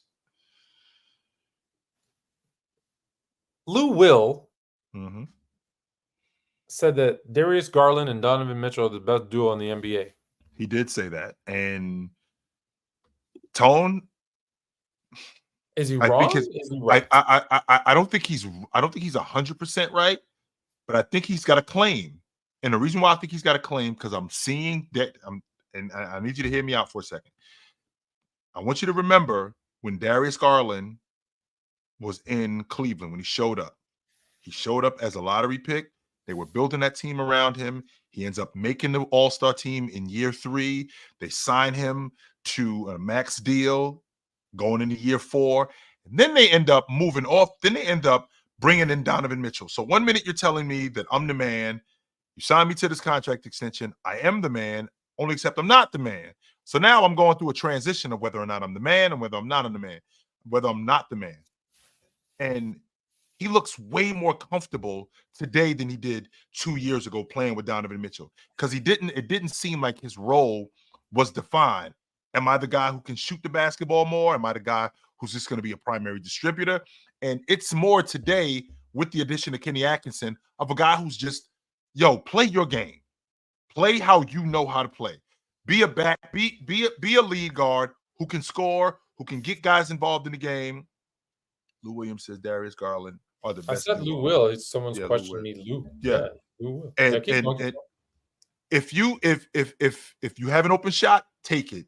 His shot creation has gotten better. Him getting downhill has gotten better. The thing that I like about him the most is that he's much more confident.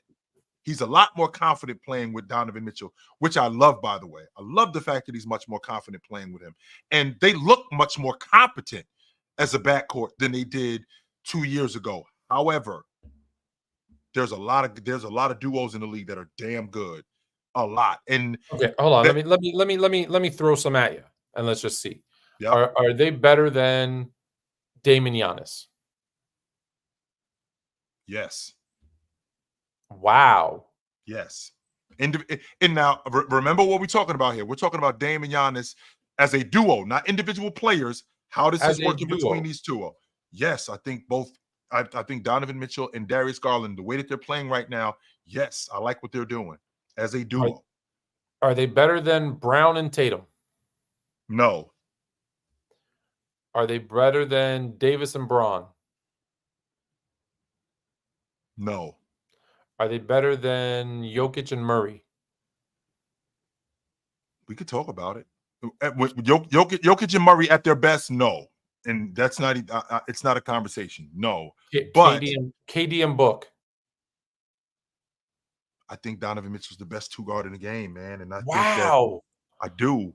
I think he's the best 2-guard in the game. Not as individuals. But that's what I'm saying. And how both Darius Garland and Donovan Mitchell have been working off of each other. How they've been working together. both offensively and defensively. I'm not thinking about KD as a player. No, I'm not. I'm not thinking about Devin Booker as an individual player. I think Devin Booker individually is better than Darius Garland. How much better? How good does Darius Garland play off of Donovan Mitchell? How good does Donovan Mitchell play off of Darius Garland? These two guys have been great. These guys, and I've seen KD and Book. I've seen them guys together. We talked about when Book went on that heater in the playoffs a couple of years ago, where he was shooting something ridiculous, like 79% from the floor. Yeah. But it was goofy what he was doing, Tone. But with him doing that, right? With him doing that, the jury was still out on KD. KD was quote unquote in a slump. He was averaging like 27 a game. And he was in a slump.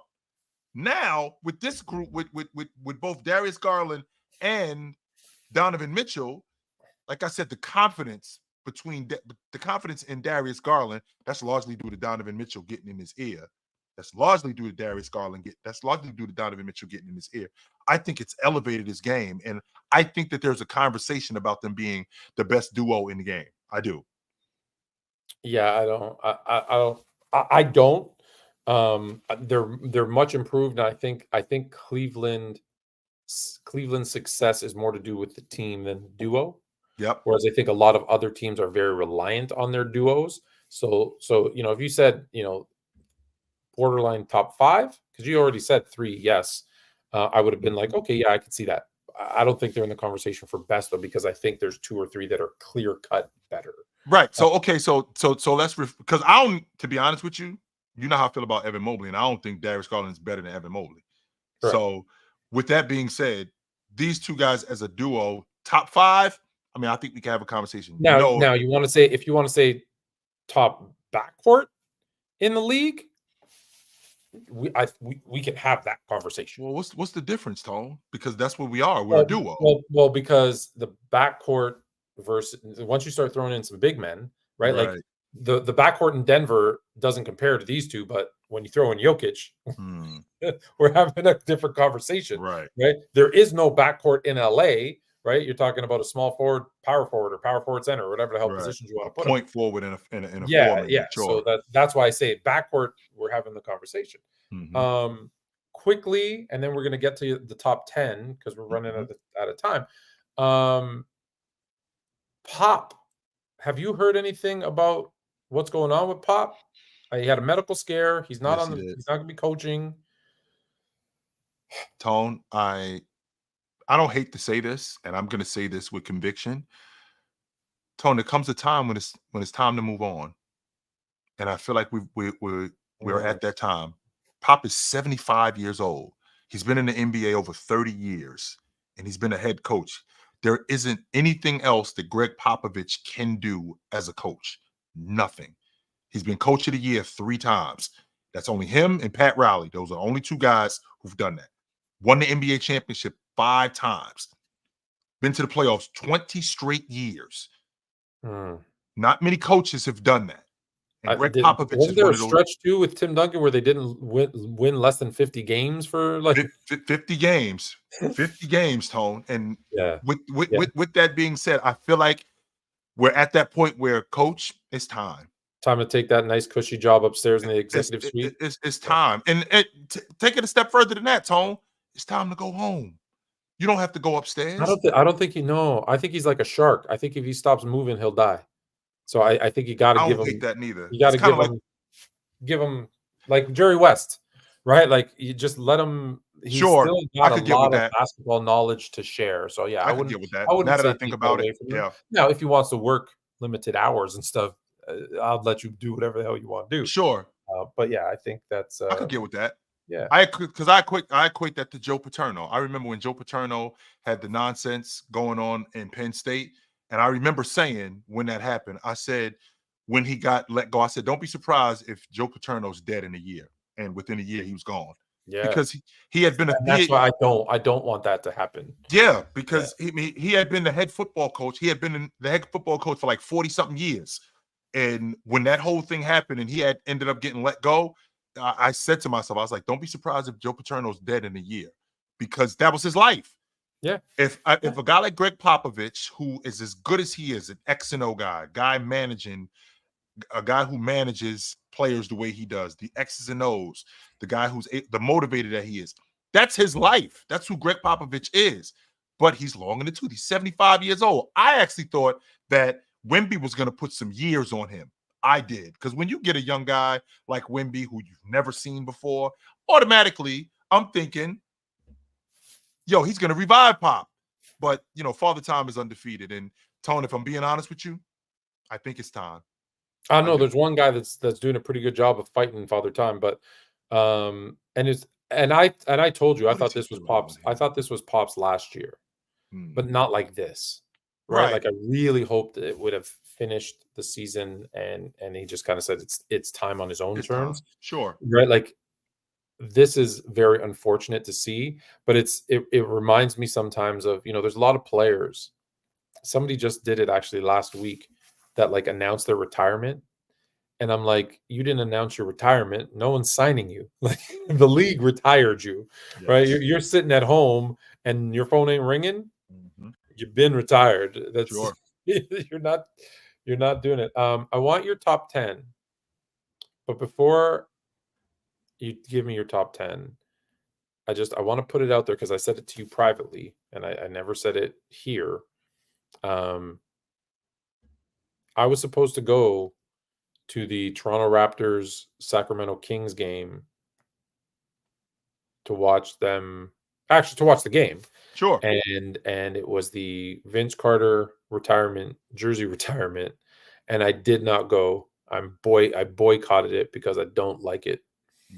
Don't like it. I don't like it. I don't like it. I don't like him in the Hall of Fame. I don't like T-Mac in the Hall of Fame.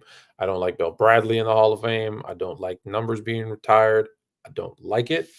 And it's not to say he wasn't great, and it's not to say that he didn't put Canada on the map for basketball. He absolutely did. Mm-hmm. I'm not, you know what? I don't like it. So I'm putting it out there. I'm saying it, and there it is. So with no discussion, your top 10, whenever you're ready. At number 10, Tone, I got Minnesota. At number 9. Actually, you know what? I will say something. No, hold on.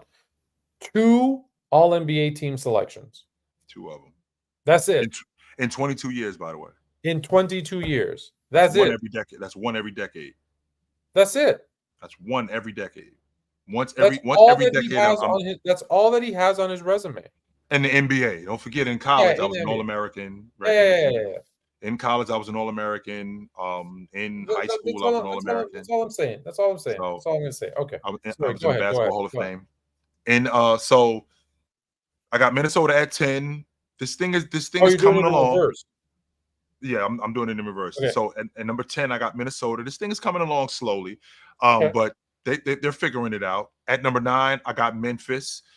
Every time I see Memphis and I see Ja, I just get this. I get this voice in my head, and I hear Jay-Z going, "Allow me to reintroduce myself. My name is Ho." Did you see that right hand spin 360 left? And he did, wow! And he did it twice, Tone. He didn't do it once. He did it twice.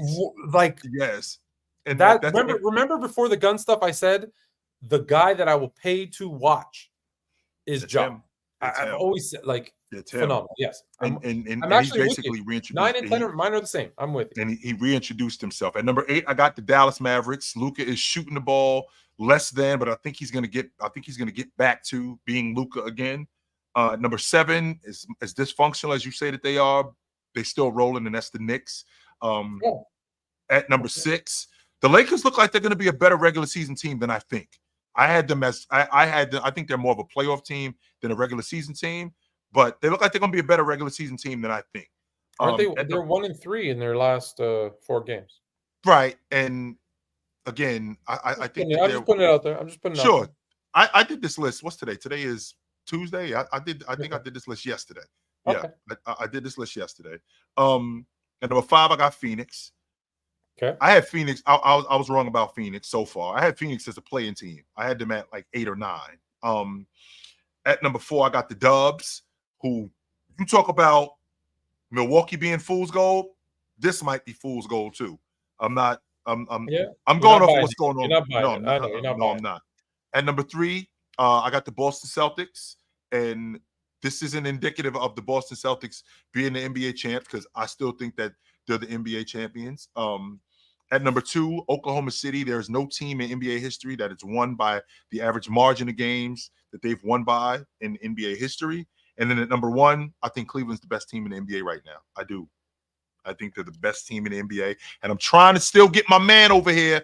He won't take the ticket. I'm trying to get him on the Cleveland train. He will not take the ticket. I'm trying. Last year, you got me out on the ledge, and then we both jumped to our death. So excuse me if I'm gonna go a little bit slow this year on stepping out on that ledge with I'm you, giving my him friend. the ticket. I'm giving it to him. Here you go, Toad, and he won't take it. I want to wait a little and get a first class. Mm-hmm. 8-0, Tone. I'm telling you, man. This team's the real deal. They're not winning the NBA championship. But like I told you already, Tone, do not be surprised if this team ends up in the East Finals. Don't. Yeah, I wouldn't be surprised if they're in the East Finals with Boston because I don't believe so. Cleveland and Boston are the only teams in the East in my top 10. So I don't believe in the Knicks, as you know. Right. I was right about Milwaukee. I was right about Philadelphia. So I think I'm going to be right about the Knicks. Excuse me. Your list is pretty close to mine. But let me ask you this question. So Cleveland, Oklahoma, Boston, Phoenix, Golden State. Where do you have Houston? Right behind Minnesota. Literally. Right there. So they're at 11? Right there. Are they the most likely to crack the top 10? Yes. 100% they are, Tone. Yes. And then who are I don't believe I heard you say the Denver Nuggets. You know how you feel about Milwaukee? The reason why how you feel about Milwaukee, I'm the opposite. I thought that Milwaukee, I had them as a top 4 seed off the strength of who they had in Giannis. I feel the same way about Denver. They got the best player in the game. So because they got the best player in the game, I give them a chance off that strength right there. I think Chicago finishes with a better record than the Knicks. Oh. That means that the Chicago Bulls going to be a top 3 seed in the East. No, it means the Knicks are going to be in the play-in. All right, man. Yo. It's we hit that 2-hour mark. Getting the call from the suits. They telling us we got to wrap it up. Well, you know, I don't know if you know this. I'm an hour ahead. Oh. It's 11 p.m. here in New Brunswick. Yeah, it's 11:30 in Newfoundland. So an hour and a half. Everything's weird. Yeah, everything's weird there. So it's 11. And so other than I think we got everything. Is there? Oh! Full Metal coming through in the clutch with our final. So we're gonna take this final super chat, and then we're gonna call it a night until the next time. If you are a top player, I am, and you see a up and coming team like Houston, Hornets are not an up and coming team. You know, why not go to help? Go to help them. I think you've seen that before though. Like, and I don't know if it was just going home, but you've seen like Tracy McGrady or Grant Hill going to Orlando. There was actually a lot of talk of Tim Duncan. If it wasn't for a last minute meeting, Doc screwed that up. He was going to Orlando. Yeah, he was going to Orlando. So we've seen players go to up and coming teams before. I think that's that is that's definitely like 100%. Now here's the thing. To kind of counter that side, because we've seen it before. The other thing is a lot of guys, because of what makes them great, which is their egos, they're like, I don't want to go to a team that's already good or to a team that's everyone thinks is going to be good. I want to make this team good. I want to stay where I am, and I want to be the catalyst for change and the one that makes them great. Like Giannis, for example. So like Giannis. Giannis said, I'm in Milwaukee. They signed me. They drafted me. I want to stick around and make them great. None of them are wrong. It's just it's different mentalities. So, you know, could a player going to an up-and-coming team like Houston and saying, I could be that difference maker? Yeah, 100% happen. Now, normally that's not necessarily the star player. It's like secondary guys. Sure. But I think there's a case to be made right? We've seen Kevin Durant go to the best team and do it that way. We've seen guys go to up and coming teams, like I mentioned already before, and then we've seen guys stay and just stick it out with who they have. So I think they all have their place. I guess is the best way to say it. What do you think? Fair enough. Absolutely fair enough. When I think about top players, it's just no real incentive today to do that off the strength that we've seen the quote unquote super team not work. And that's the backlash that a lot of these guys would get. So a player like Paolo, him staying in Orlando would be more beneficial than him seeing what they're doing in Oklahoma City and going, yo, I want to get on that crew. Off the strength that they're building something in Orlando around him and it's working, where they're a playoff team and they're becoming better. Him now deciding I'm going to go play for the Oklahoma City Thunder. I think that would throw a monkey wrench in what he's trying to do. So, but everyone who's been in Orlando has left. 100% they have. Yes. Howard gone, Shaq gone, Hardaway gone. I think that we're in a space now, Tone, where we're going to see a lot more homegrown talent and more homegrown teams off the strength of what the CBA is. Because I think the CBA has really crippled a lot of teams in terms of that second. It's doing what it's meant to do, which is put the power back in the team's hands. Sure. Yeah. Players don't necessarily like that, but there you 100%. go. Dubs Best, he says, let's go Trump. I have no affiliation other than to say if Canada ever has an election, goodbye Trudeau. I'll leave it to you to say goodnight.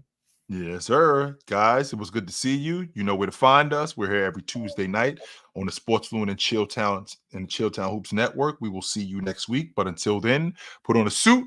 Don't drink and drive. Drink water. Don't drink and drive. Hey, man, call your mother. Well, last time you talked to your mother? I just talked to my mother a couple of days ago. She's doing great. Call your mother. We'll talk to you guys soon. But until then, take it light. Take it. It was good to see you guys.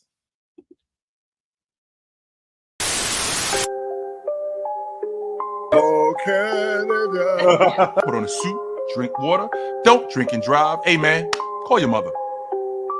It means nothing. It means nothing. Nah, they lying to you. It's about the money.